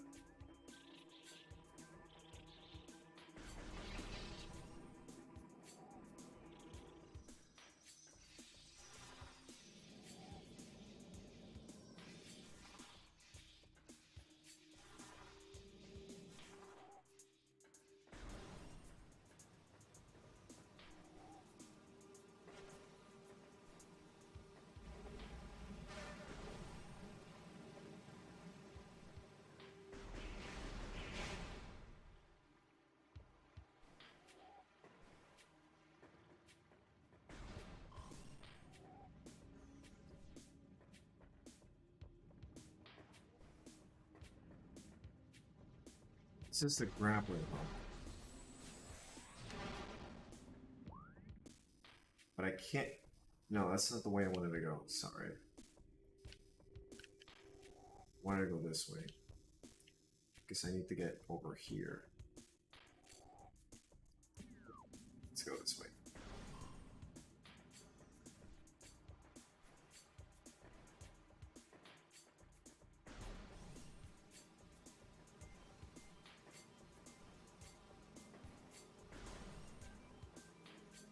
I'm willing to bet that whatever I'm going to get is going to be the spider ball.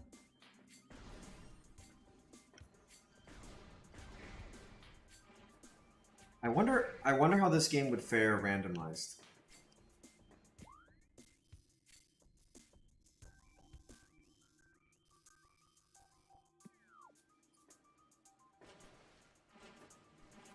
I'm willing to bet that this game is a total pain in the ass randomized.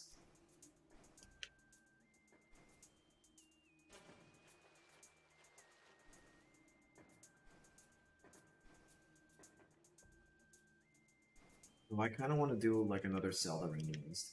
I wonder how good this game would be if it was done today. I don't know. I can't in good conscience say that it would be pretty good.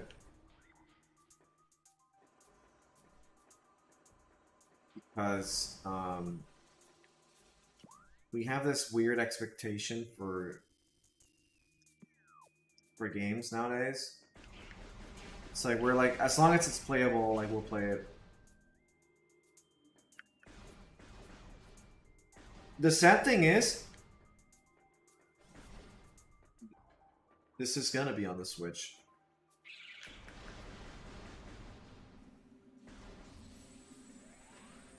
And they're kind of, I still think Nintendo should stop making consoles. And just make software. Because Nintendo is really good at making software. Really good at making software.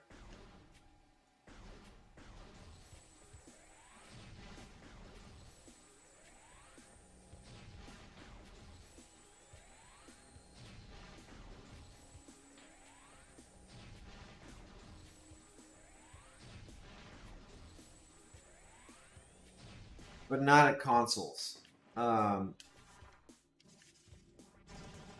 The Switch is amazing, but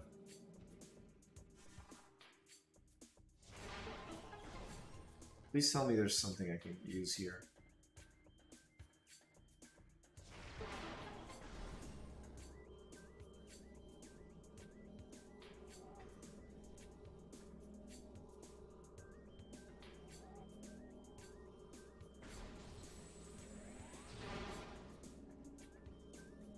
Alright, I'm officially lost. I don't even know what to do.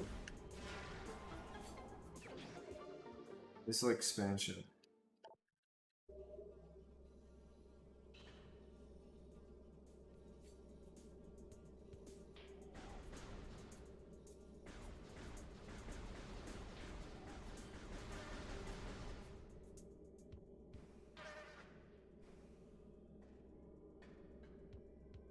My expectation for the game is if the gameplay is good, it's gonna run at 30 FPS. Which, whatever, even if it's a next gen thing, like.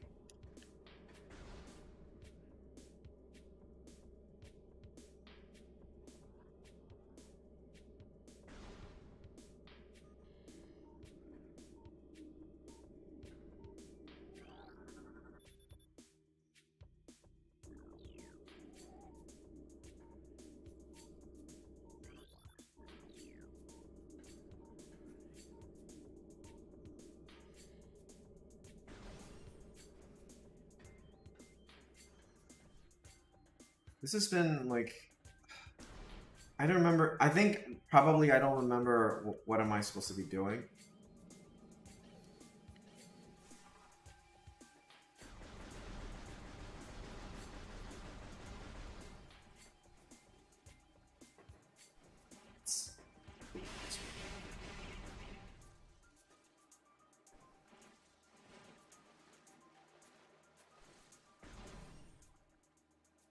Problem is, like, I can't quite remember.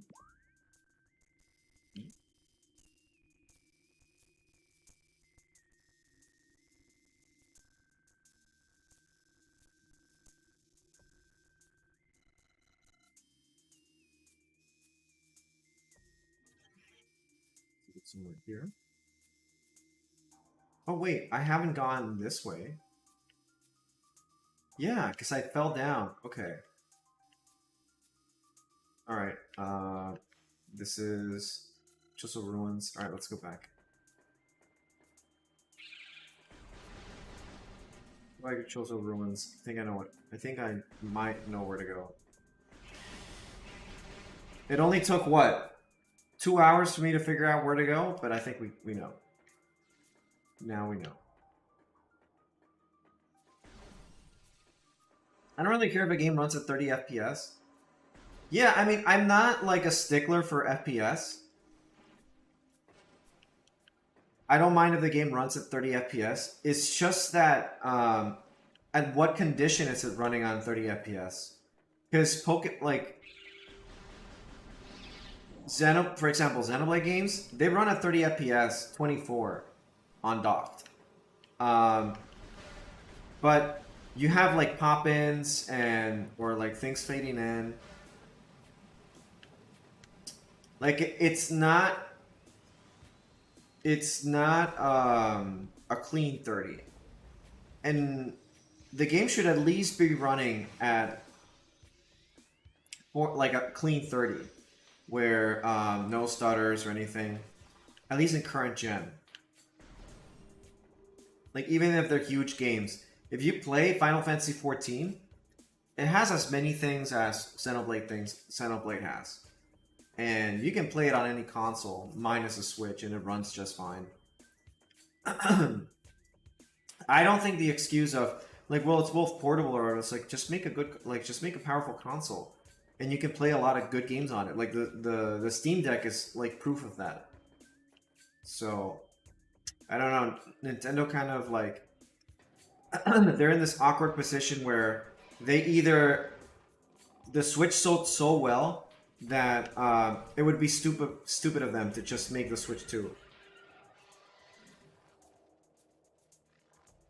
Yeah, Bayonetta runs well, but I think that's because Platinum Games knows how to make like a type game.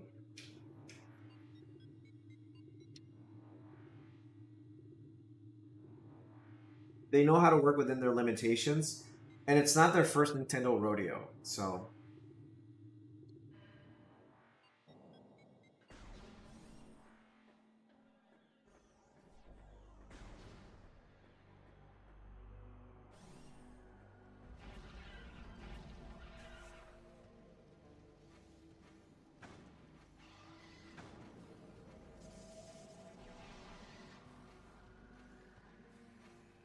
The fuck? What?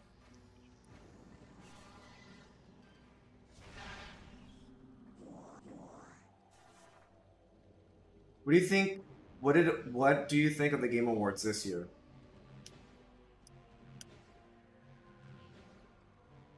I don't follow industry awards that much because I think they're just a bunch of baloney. But I just find it like one of the things I felt kind of insulted this year in a few categories. Like they gave best voice acting to Genshin Impact, where it was nowhere. Like Genshin Impact voices suck. They're not okay. Well, they don't. They aren't terrible, but they don't really have anything important to say. Um, like God of War's voice acting was pretty good. Uh, Elden Ring's voice acting was really, really good. And then we're like in this still salty over Fire Emblem Three Houses. Yeah, they're so it's not these industry awards. It's not something that actually respects video games in like the deeper sense where it values, uh, where it actually values like certain things or like they just sometimes just give awards to whoever gives them more money or more promotion. They're just like, should we get voice acting? Because they don't fucking care about voice acting, for example. They're just like, yeah, just give it to whoever. So, what is this? Oh, hell yeah. I'm still salty of King of Fighter didn't win Fighting Game of the Year. Now we can go back to Phadrana Drifts. Oh, yeah.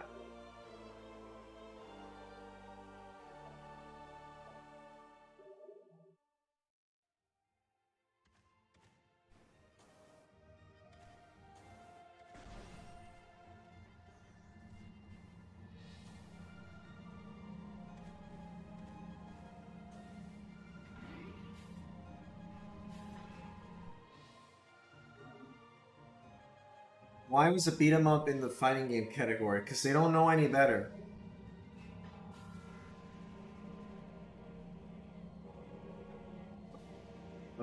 So let's see. Uh,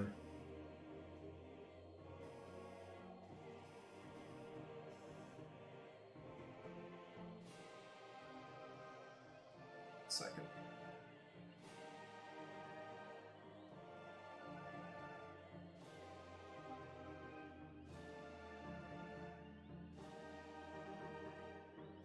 When you say, okay, it got marked for like something racist or whatever.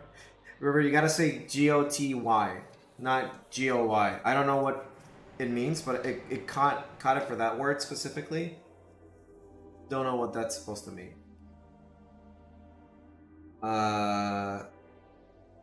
Betterment took the Resident Evil 2 remake and didn't even get nominated. The nominations are fucking weird. Nominations are fucking weird. Like,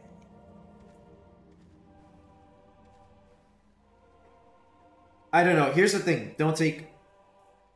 If the game that you like didn't get anywhere, don't take it personally. These are industry awards in the same way that... what's it called?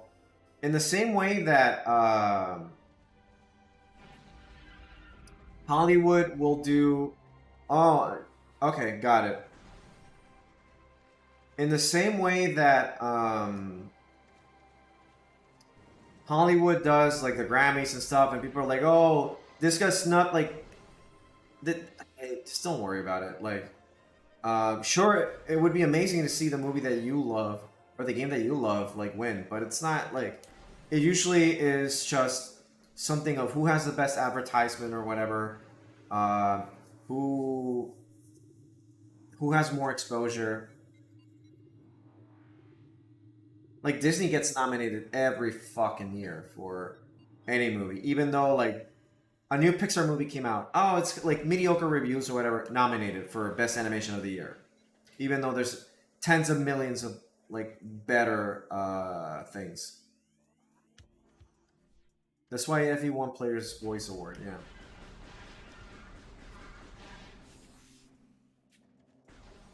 anything that has like input from players and stuff, that's kind of usually a better choice. I hesitate in saying that because Genshin Impact exists. But because they'll just vote everything into oblivion. But why the fuck was there an esport category? Because that's the way the industry is moving. If your game ain't on esport, it probably doesn't even exist. So.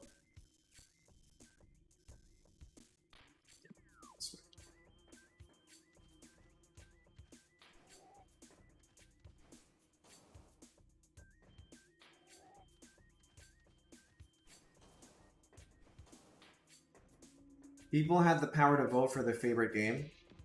I mean, Genshin Impact, I think, won that vote. And it still didn't win any...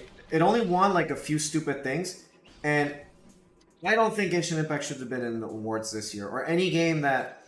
like, Fortnite shouldn't have been, like, even nominated either. And not because, like, I think they're either shitty games. I think it's mostly, like...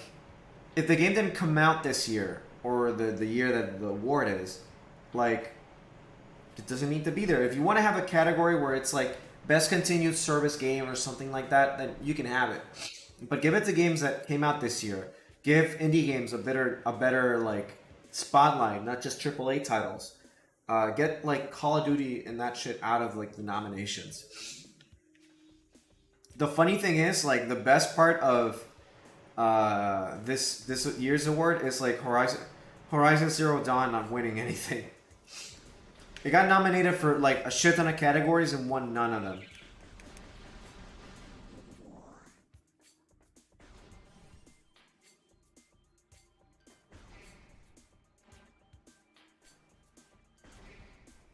Yeah, but that's Smash. And you know that Smash is like a more known game.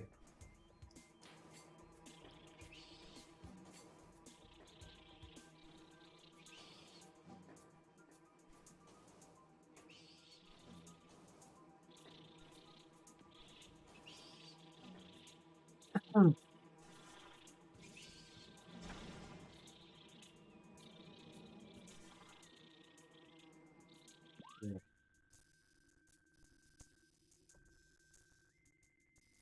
Not this one. An elevator.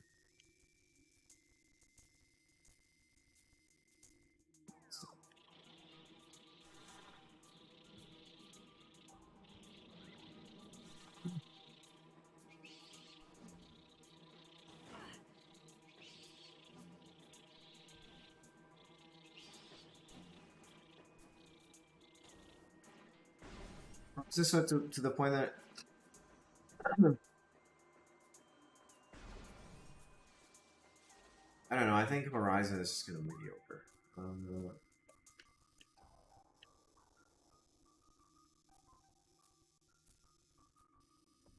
Am I stupid? Did I? Okay.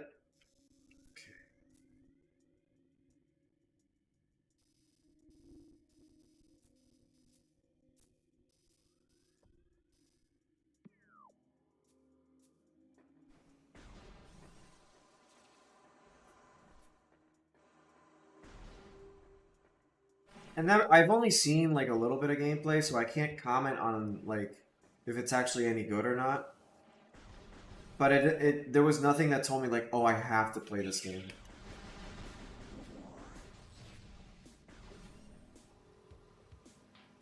It Takes Two winning the game of the year is still funny though. Why did that game win again? I don't remember. Like, I know that a lot of people played that game, but I didn't think it was that many people, to the point where they were gonna give it.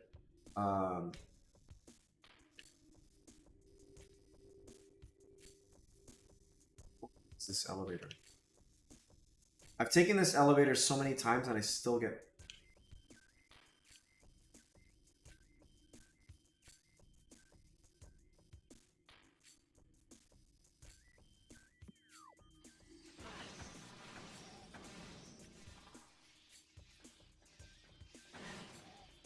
I think it was co-op.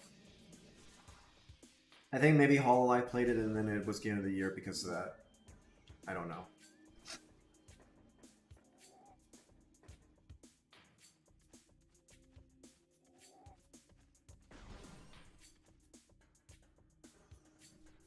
I'm honestly not really sure. Maybe it was something that a lot of streamers played it. I'm not entirely sure why that game would. Because again, that shit flew solo under my radar, and I heard very little about it. Zelda's automatically getting it next year because mass media's hard on. Yeah, but here's the thing though. You can bitch about that as much as you want. Most Zelda games are really good.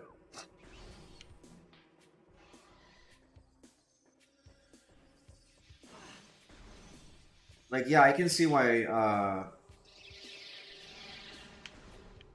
Breath of the Wild would win.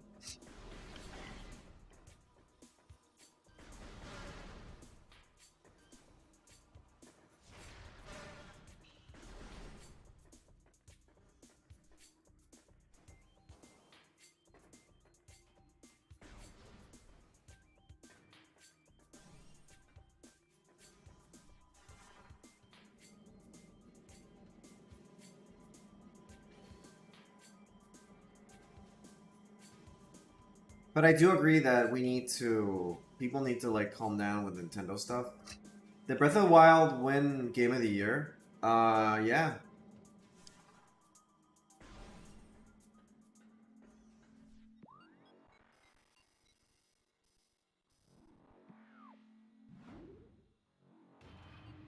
It usually...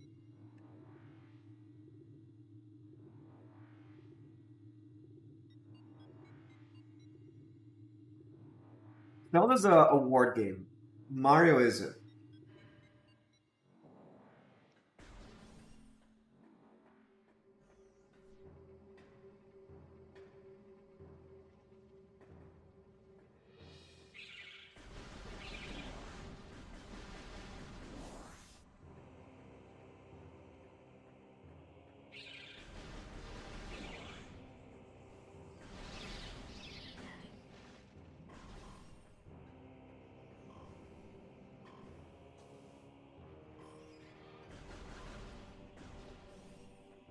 But again, I don't really take the award stuff seriously.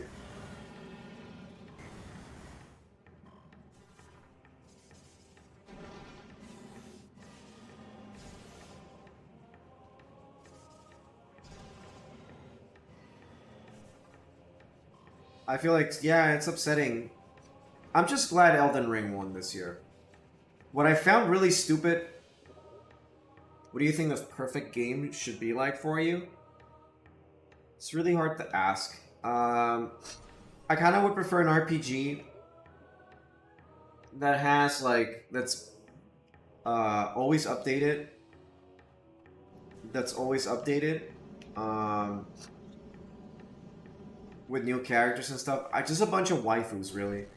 Like, think Fire Emblem, Three Houses, or whatever. And then it's just like every season there's a new character added to it, new story or whatever. But you only have to pay for it once. And if you want, you can pay for DLC or Season Pass or something. But it's a complete game.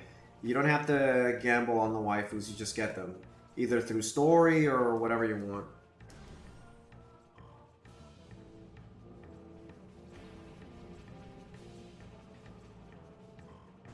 I wouldn't be so sure about Elden Ring being a guarantee.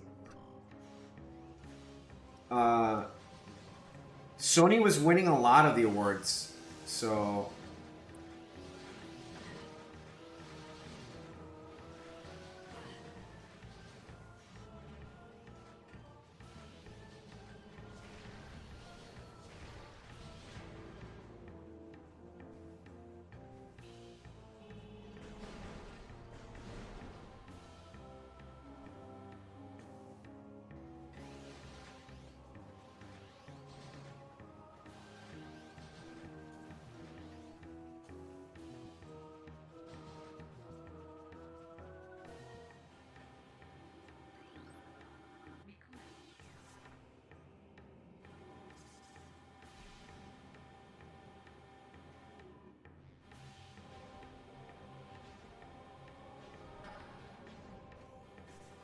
Alright, I think maybe I found where I'm supposed to be going. I only watched... Yeah, I only watched them for the trailers and stuff. Because it's the best way to, like, announce shit. What's this?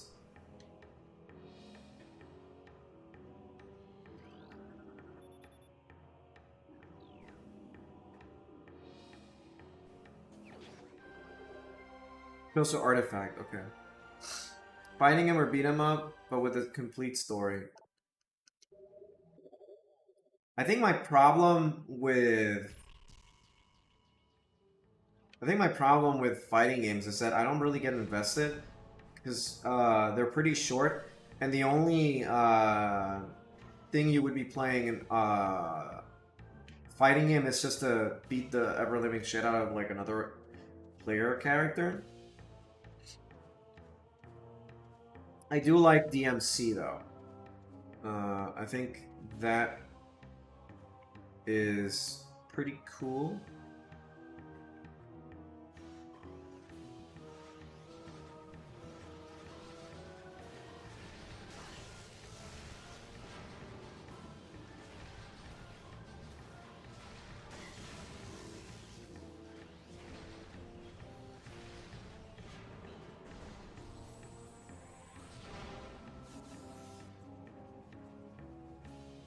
True, I like Life's approach to fighting games.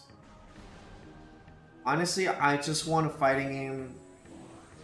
I like beat 'em ups better. Imagine like a huge selection of a fighting game, but you have the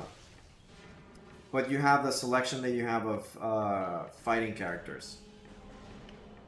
DMC, and then you can choose Chun-Li, Poison, Ryu, or whatever. That'd be cool.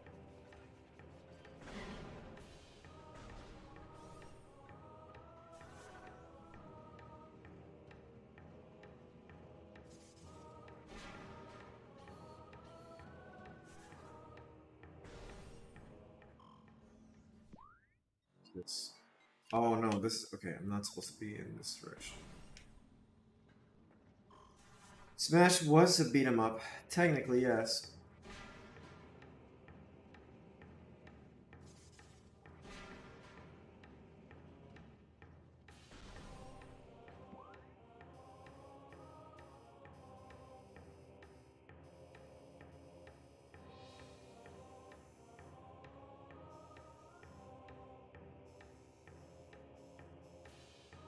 Oh wait, no. I'm stupid. Yes, it is this way.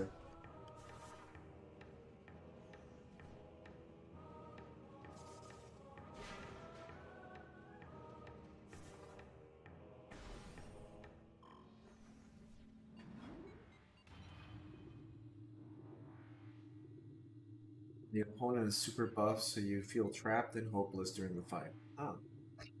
Yeah, but if you crouch and kick, they can't do anything about it.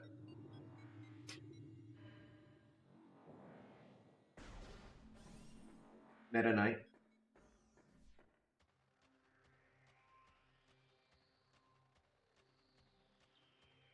Meta Knight. Ooh.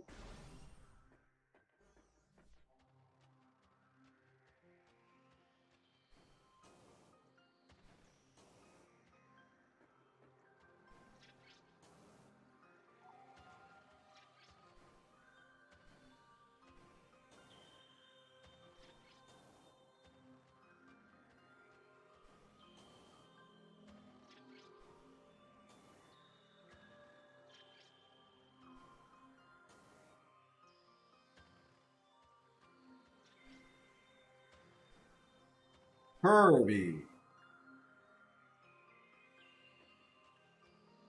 Oh, his soul grab? Where he can grab you from, like, space?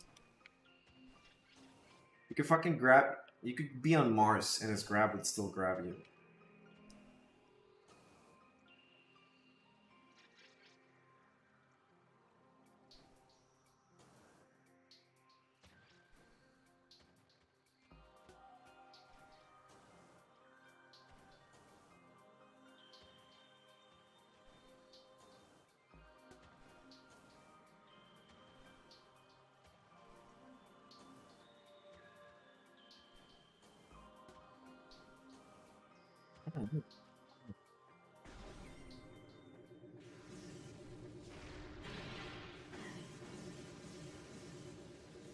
There is a parody video.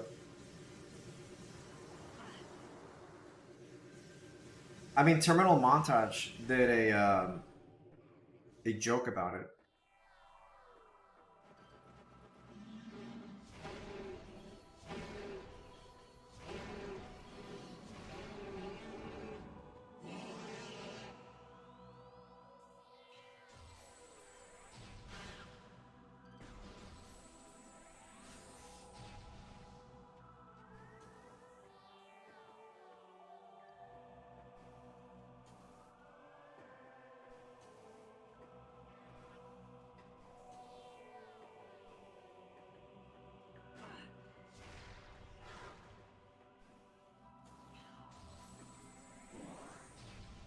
There's also fan animation.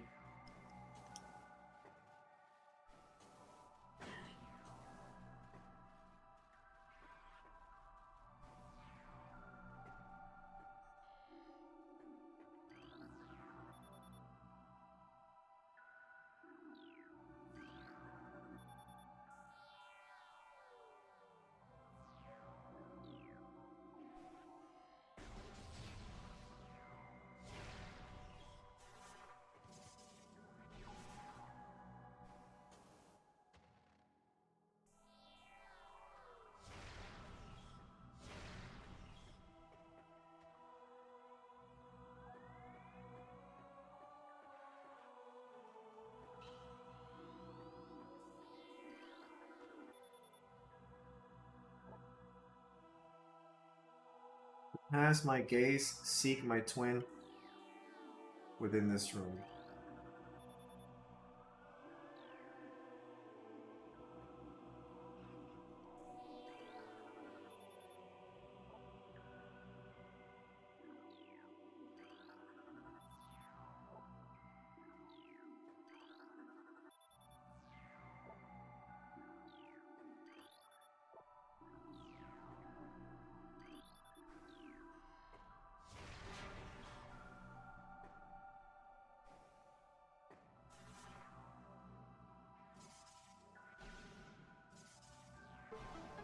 It's kind of like a weird design.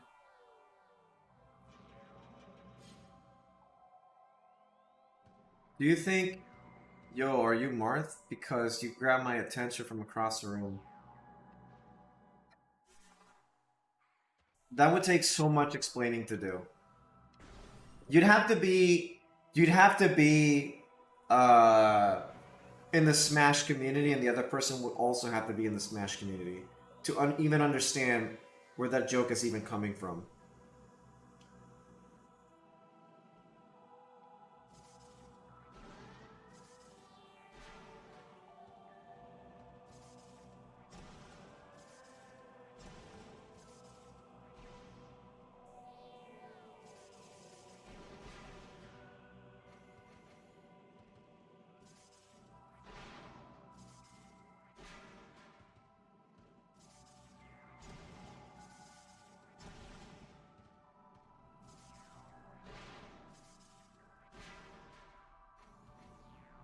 I can't go back to Melee.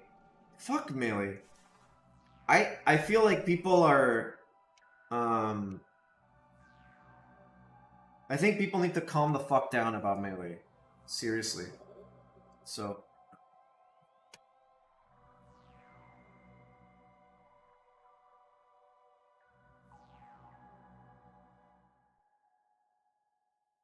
people need to calm the fuck down about Melee.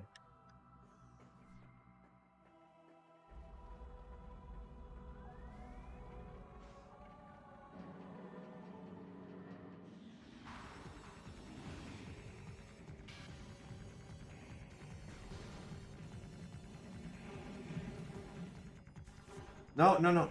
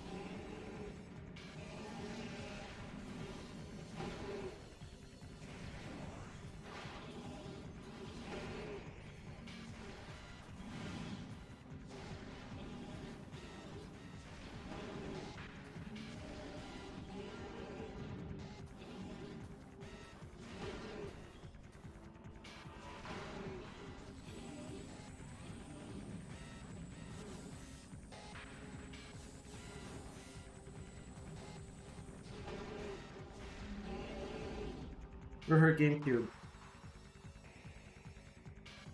It's because the game has a lot of tech that rewards player for mastering those techniques. Nah, I think people just...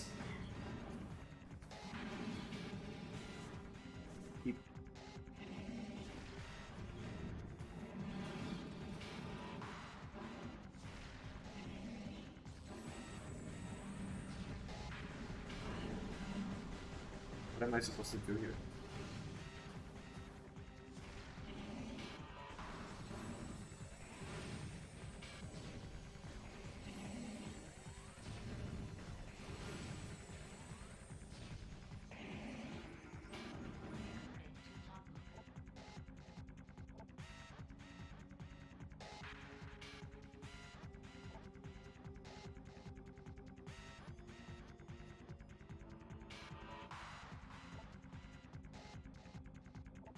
Oh, I see.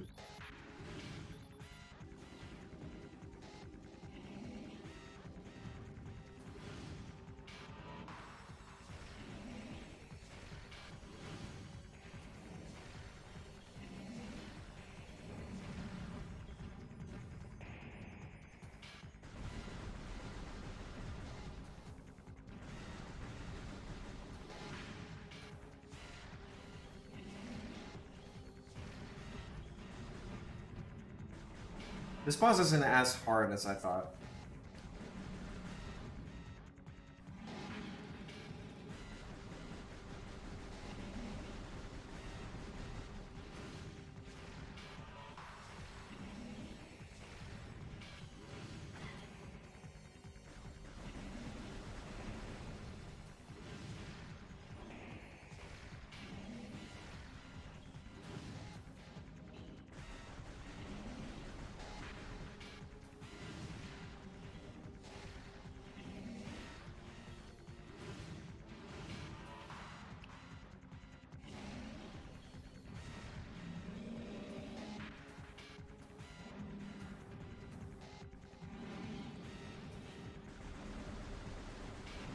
Come on.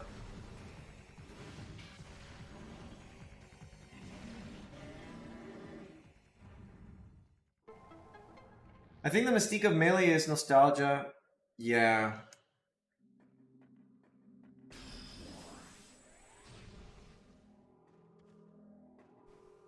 Excuse me? Wave dashing, Captain Falcon Moonwalk, Shine cancels was a fucking mistake. And chain grabs. I think the last Smash is pretty good. Melee is just overrated.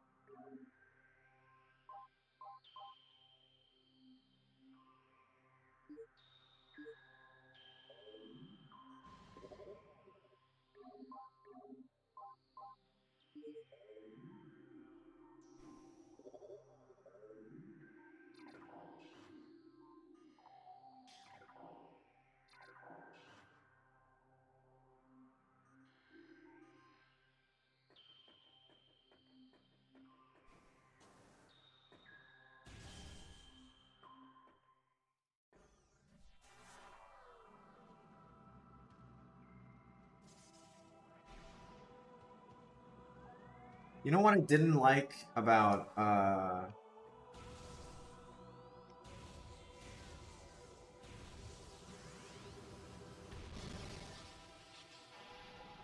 yeah.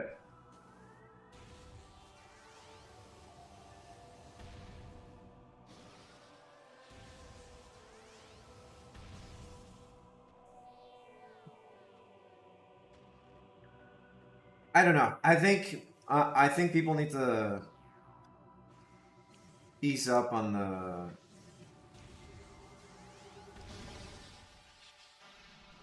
melee stuff. Ultimate is also more balanced. It's just a better game.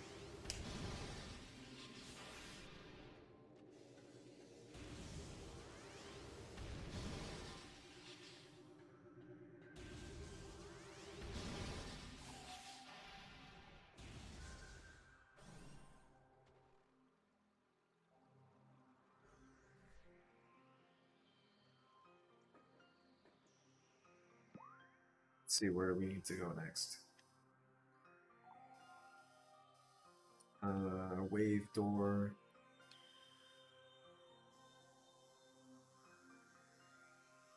Well, right now... Ooh. Ooh. Okay, hold on, man. Let's go save first.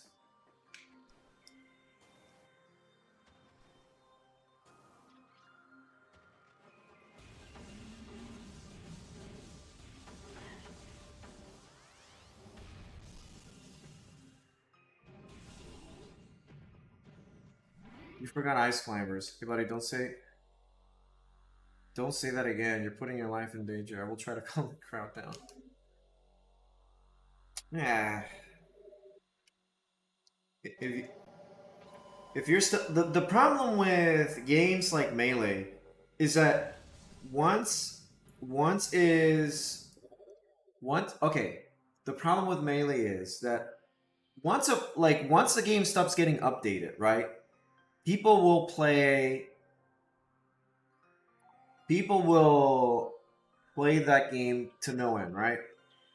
But it's already peaked. You're gonna get the same top three players over and over again. Because 1 year someone will just retire, and then it'll just be back to setting it up. I don't think Melee is just like versus having a game that continually updates, changes the way the dynamic work. And maybe they haven't updated Smash in a while, but at least there's a bigger like pool of entry and different people can play that game. Just having this, that's why like a lot of fighting games like Street Fighter or whatever, they change the meta a little bit, add new characters, or they relaunch new versions. But I don't think Melee in itself was designed to be a tournament game. I don't think.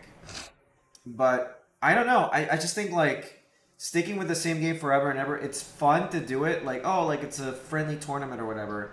But people that seriously just stick to Melee need to grow up, I think. Or just do something different. I don't know. Like if they just stay with Melee, but then refuse to recognize that newer versions might be better than the game that they play, it's kind of stupid if they're just like, oh, Melee is just the best game ever. There's nothing better. That's a little bit like you're just being blinded by nostalgia. Like, I love Melee, yeah, sure. But I've never bothered to go back and pick it up. I just remember it as something that I played a lot. And I don't care for Smash that much anymore either, so.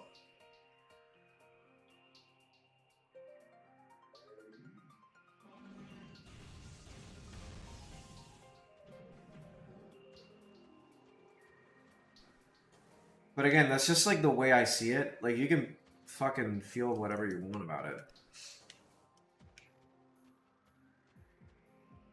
I don't watch tournaments. I don't watch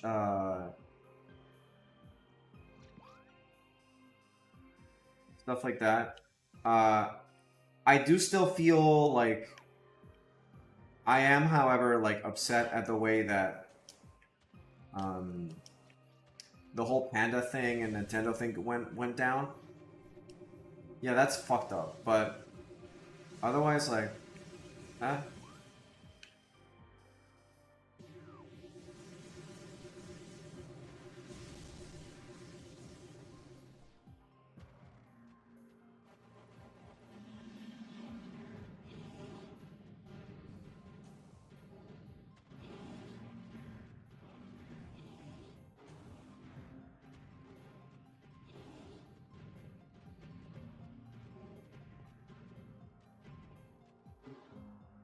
Would Melee be the better...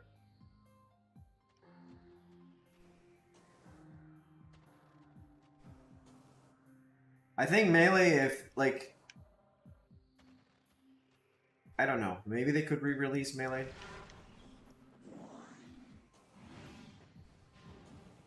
But I think maybe people need to, like, just...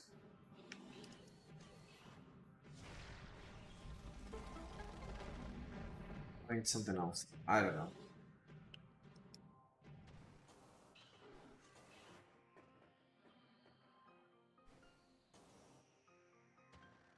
I think there are more things to do.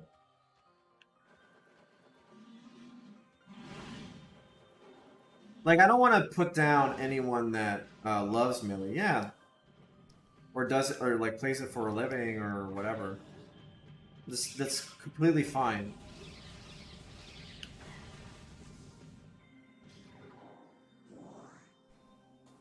I think my argument is more of like the delusion that just because something is old doesn't make it better. Because again, it's the old adage of like new bad. Like someone like picture an NPC just saying new bad. New thing bad.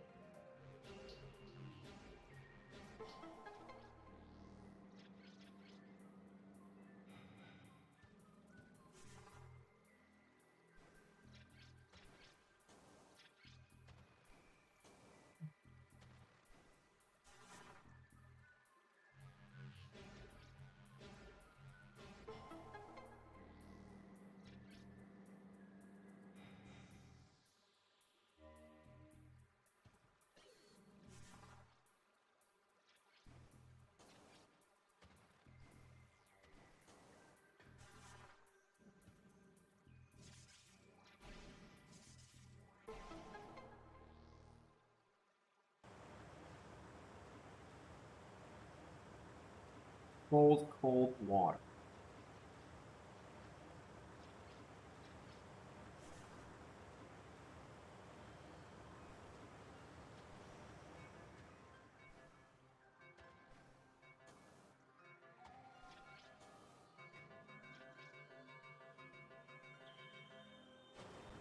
No, fuck, I messed it up.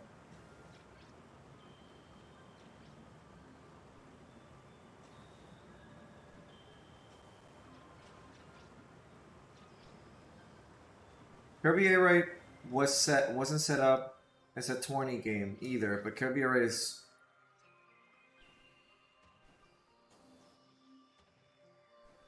I mean, you gotta understand. I still don't understand why they haven't done another Kirby. You're right. I think that's like peak Sakurai. Like a lot of people just keep saying that.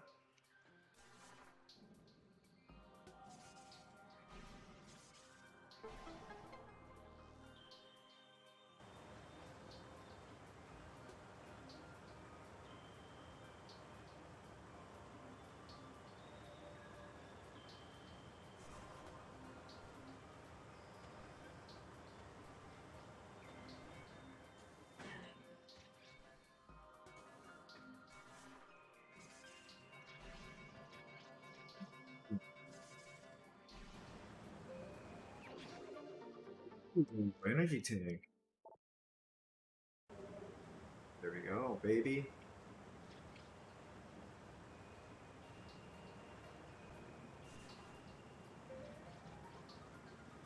Last Sakurai Kirby game. Okay, that makes sense.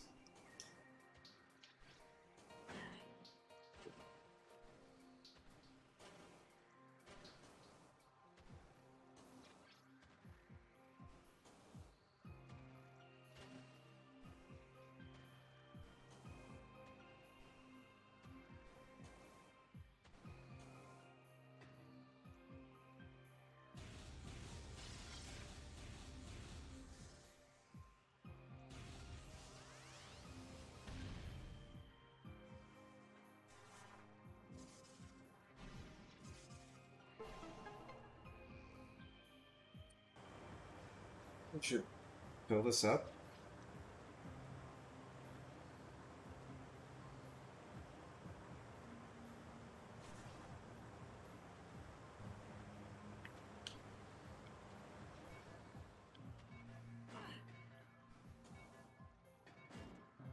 You.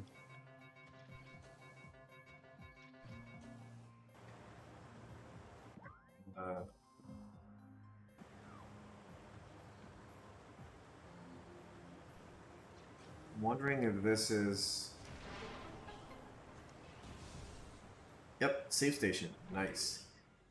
Sakurai was tired of sequelizing Kirby games, so he left HAL after Kirby Zero Ride to make Smash sequels.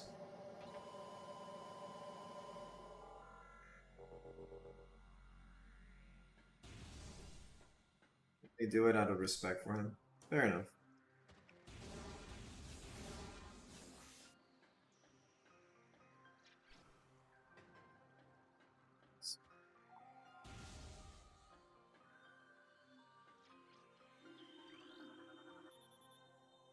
Door has no power. Okay.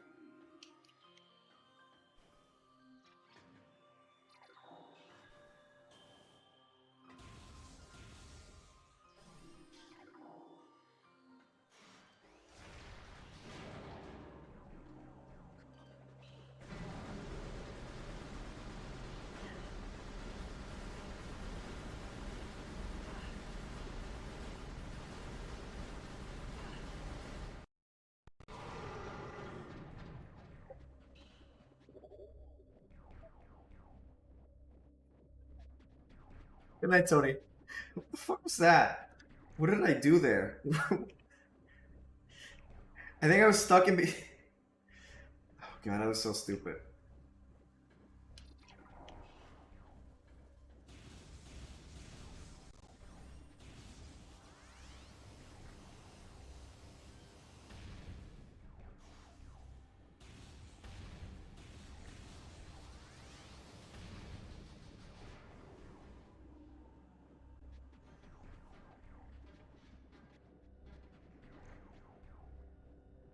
Business.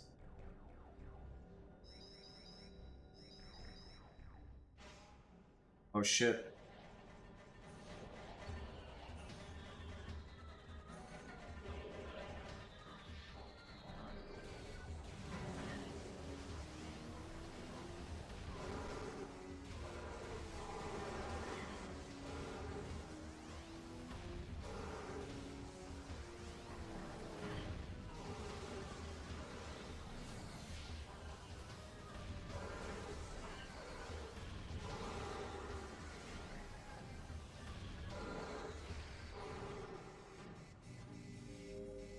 The doors have been unlocked. Nice.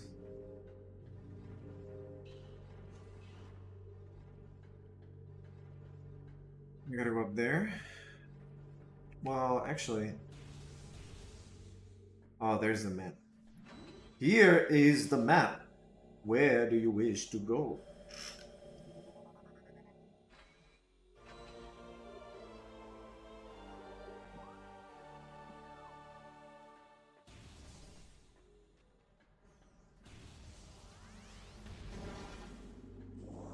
Gray doesn't show up in Prime, does he? Credo. Crazy Diamond.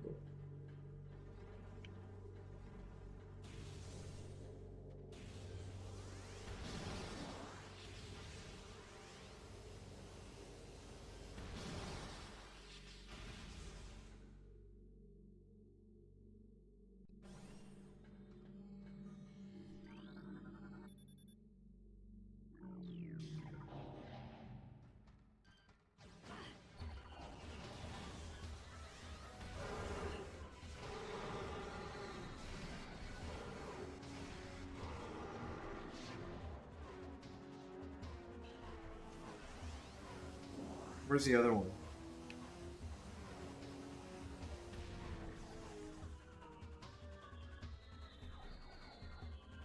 Pretty sure there's one around here.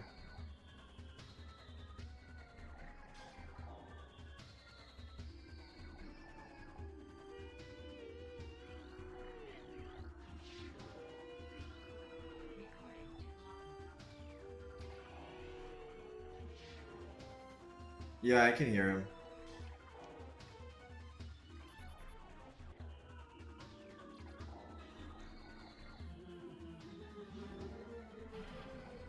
What the fuck is this music? Oh, there he is.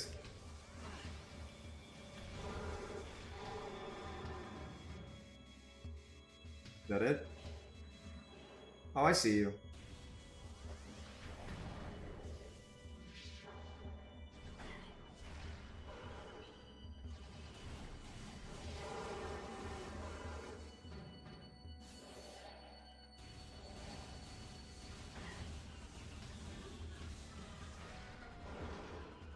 Alright.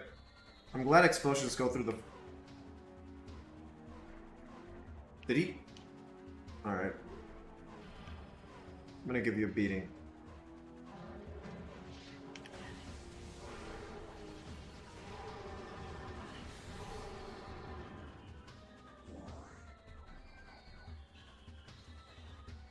Any more?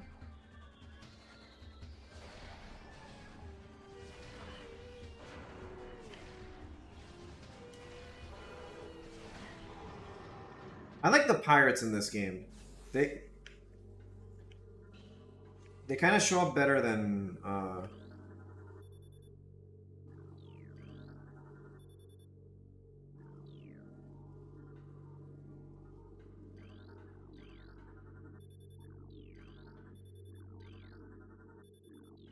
base pirates, yeah.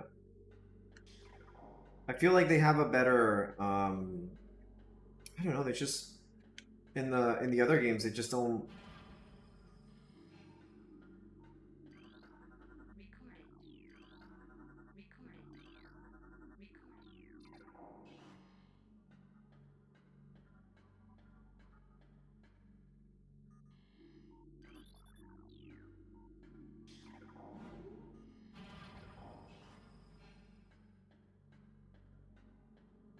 I think in the other games they're just not as cool. These are purple this time.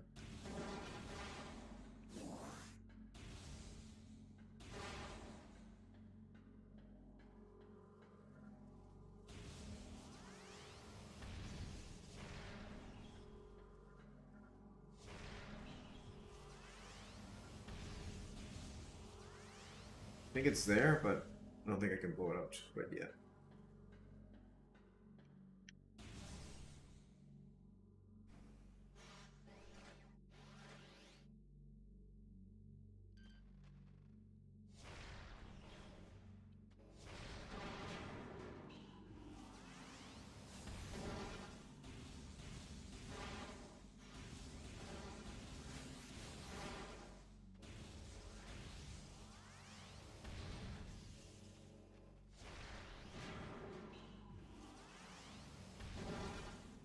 Love the wave beam.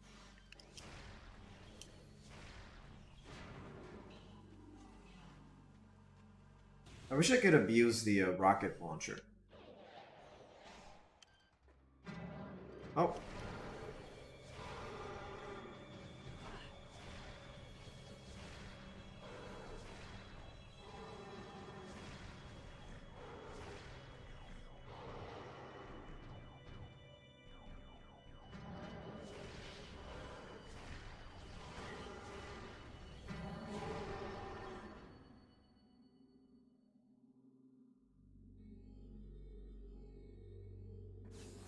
Open areas equals trouble.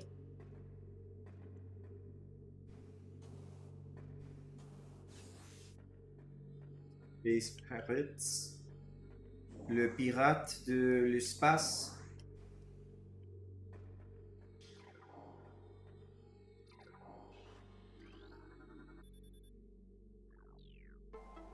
I think that one of the good things about this game being created the year that I was created is that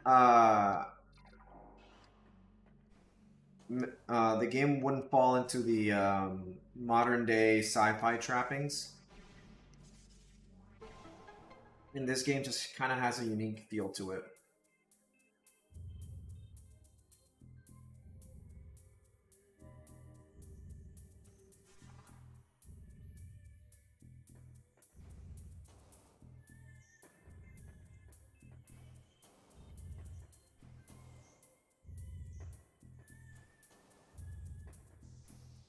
Like, this could have easily been another Halo-like.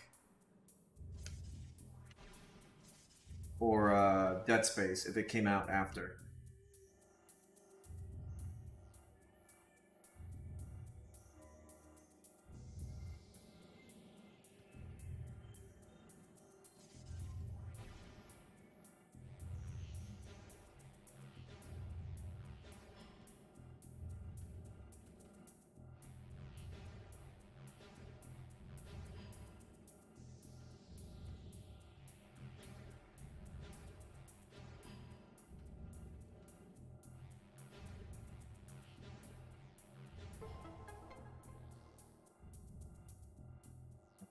What else am I gonna do here? Oh, okay. Ooh, the solar system.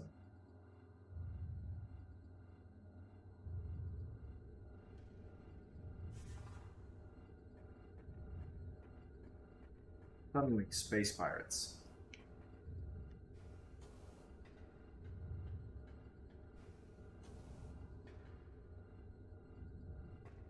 Yeah.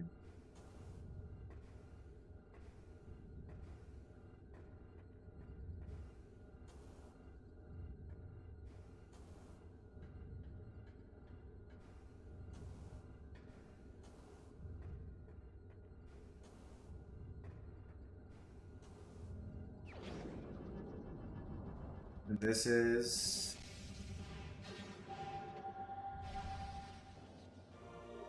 Oh, yes! Super missiles.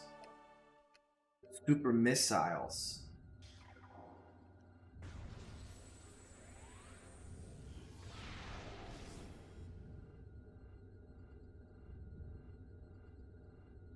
That was a waste.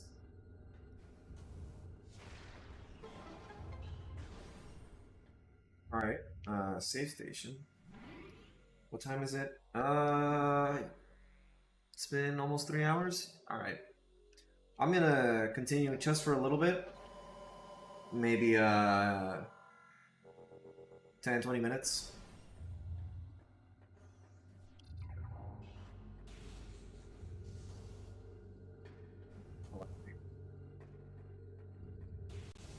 This game is addicting though when you know what to do.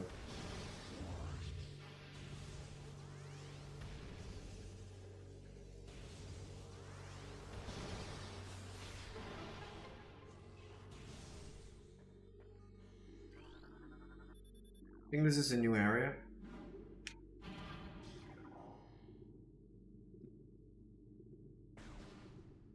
No, not yet.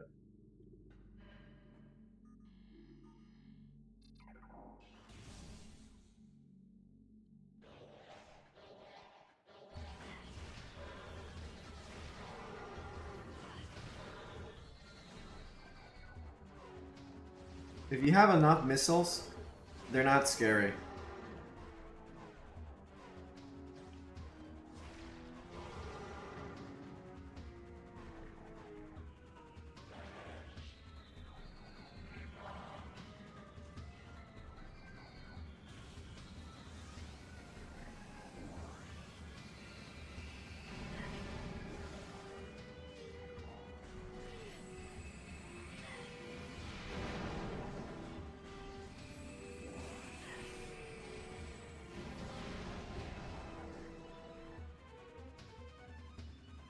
Did that...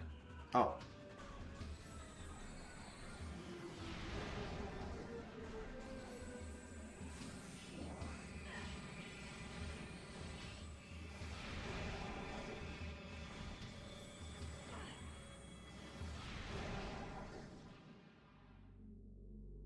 Yeah, having enough missiles is just the way to go.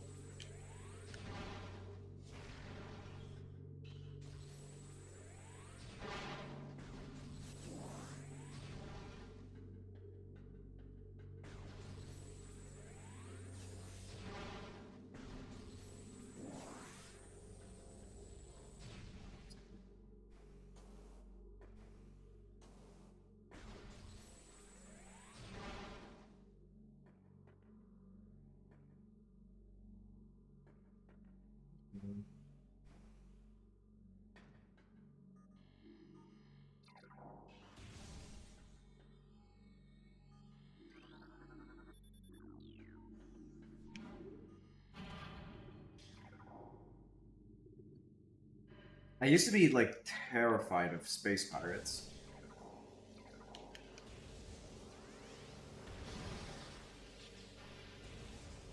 Just them showing up. But yeah, when you realize it's not that big of a deal.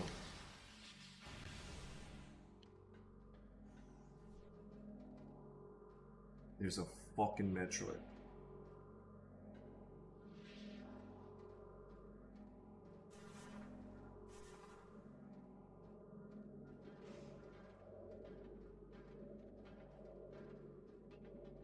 The last Metroid.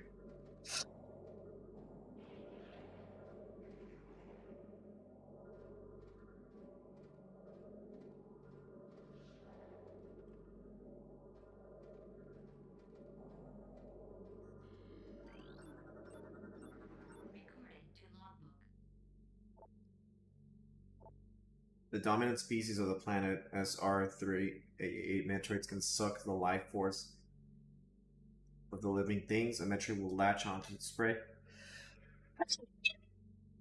The only way to shake an attached Metroid is to enter into a morph ball and lay a bomb.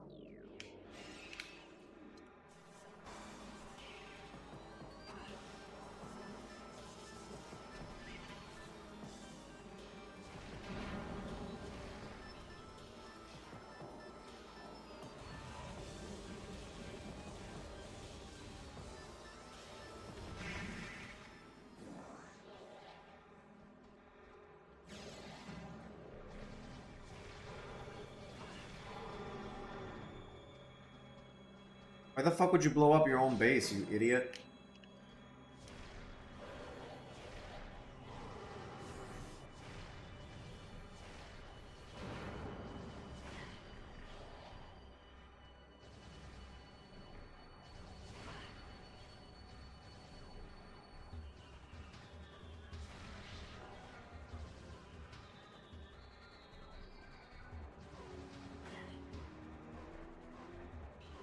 Is there anything else I need to check here? No? Okay.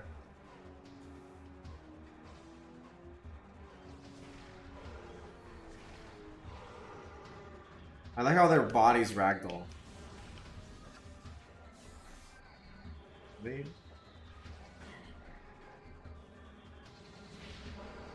He moves, idiot.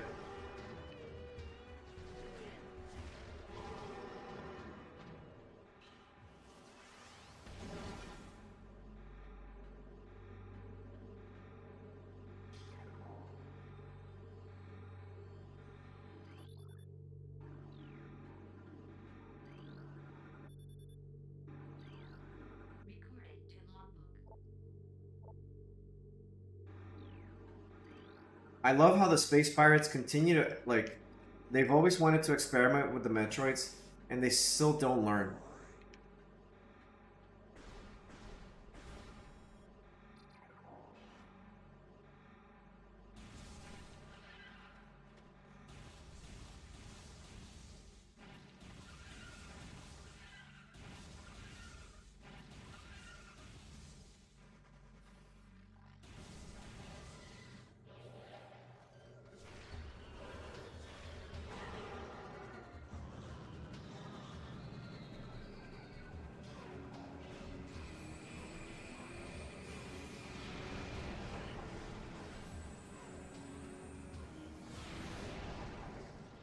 That blew the fuck out of them.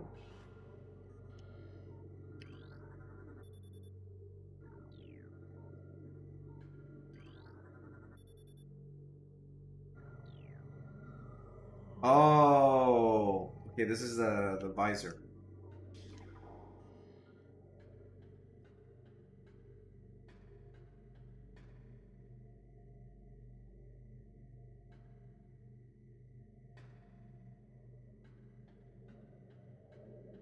Let's see, I can see the.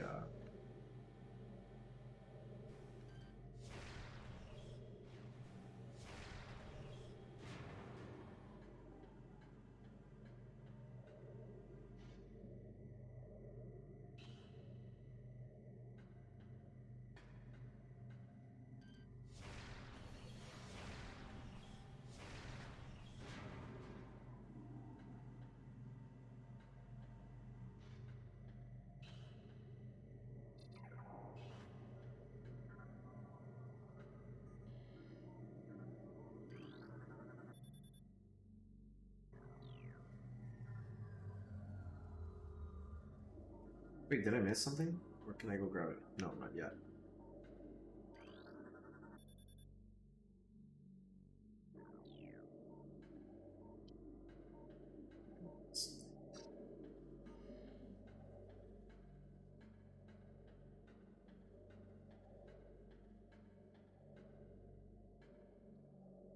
No, I didn't.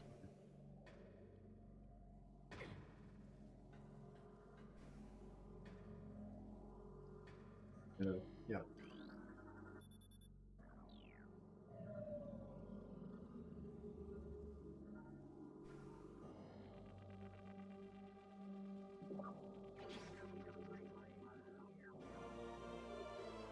Thermal visor.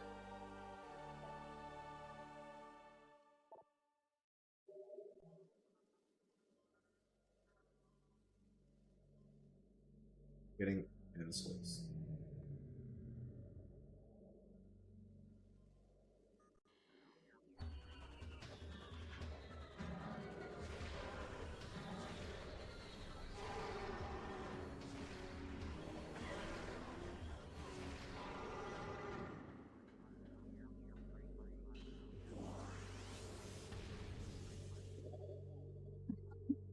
Hmm.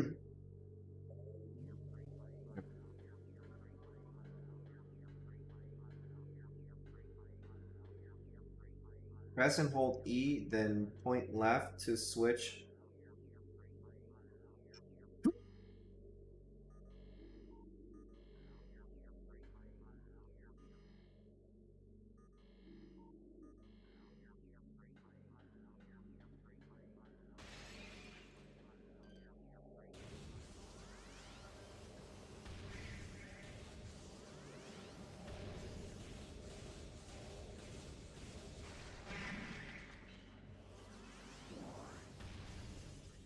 Now we know.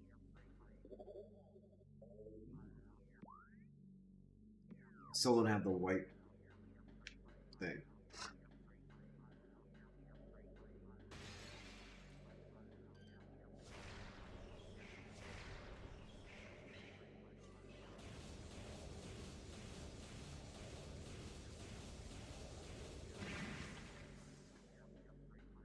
Easy.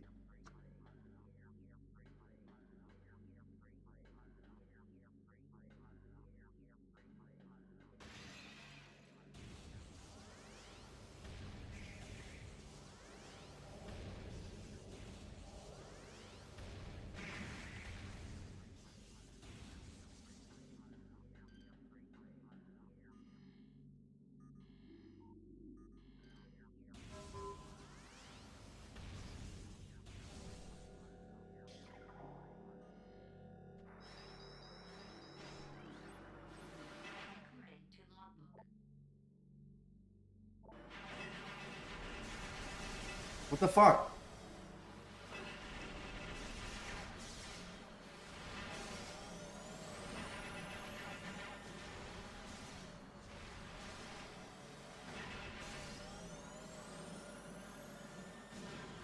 I can't see shit.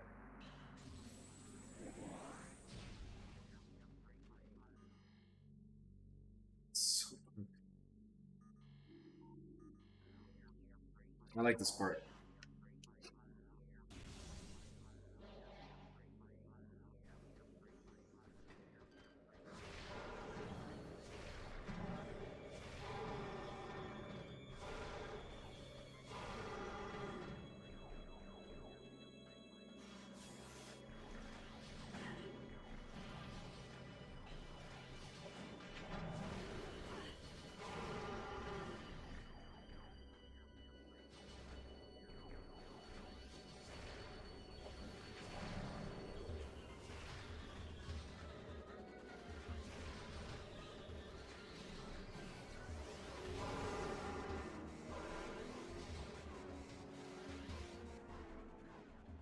Right. Who else is next?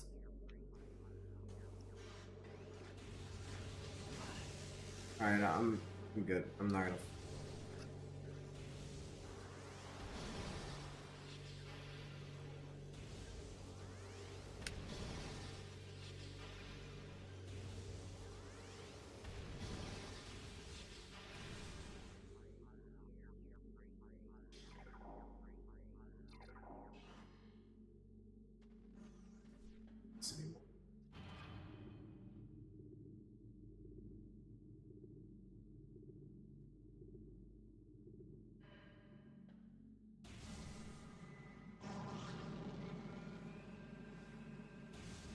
course.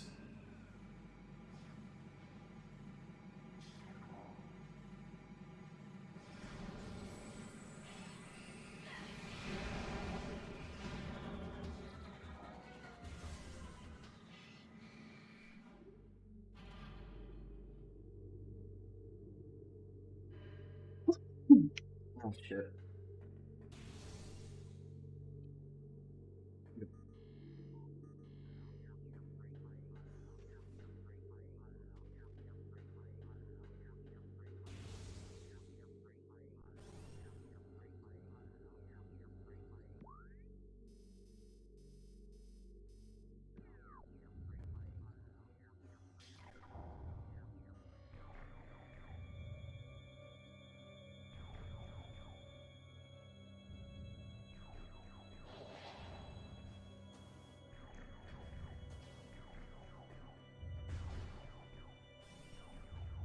There we go.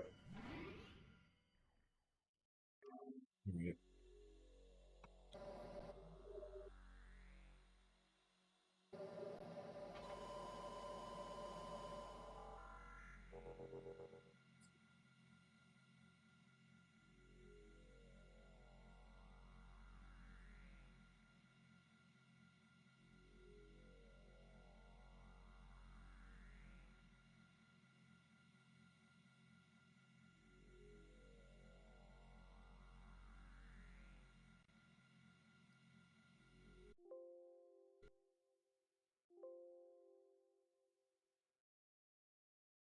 Okay.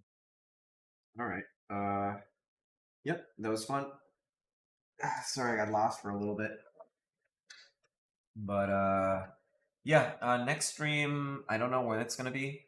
Might be tomorrow because I might be playing with a friend. Otherwise, maybe maybe Wednesday or something. I don't know. I have family coming in next week, starting on Monday and then on Friday. So it might be, my schedule might be a little fucked.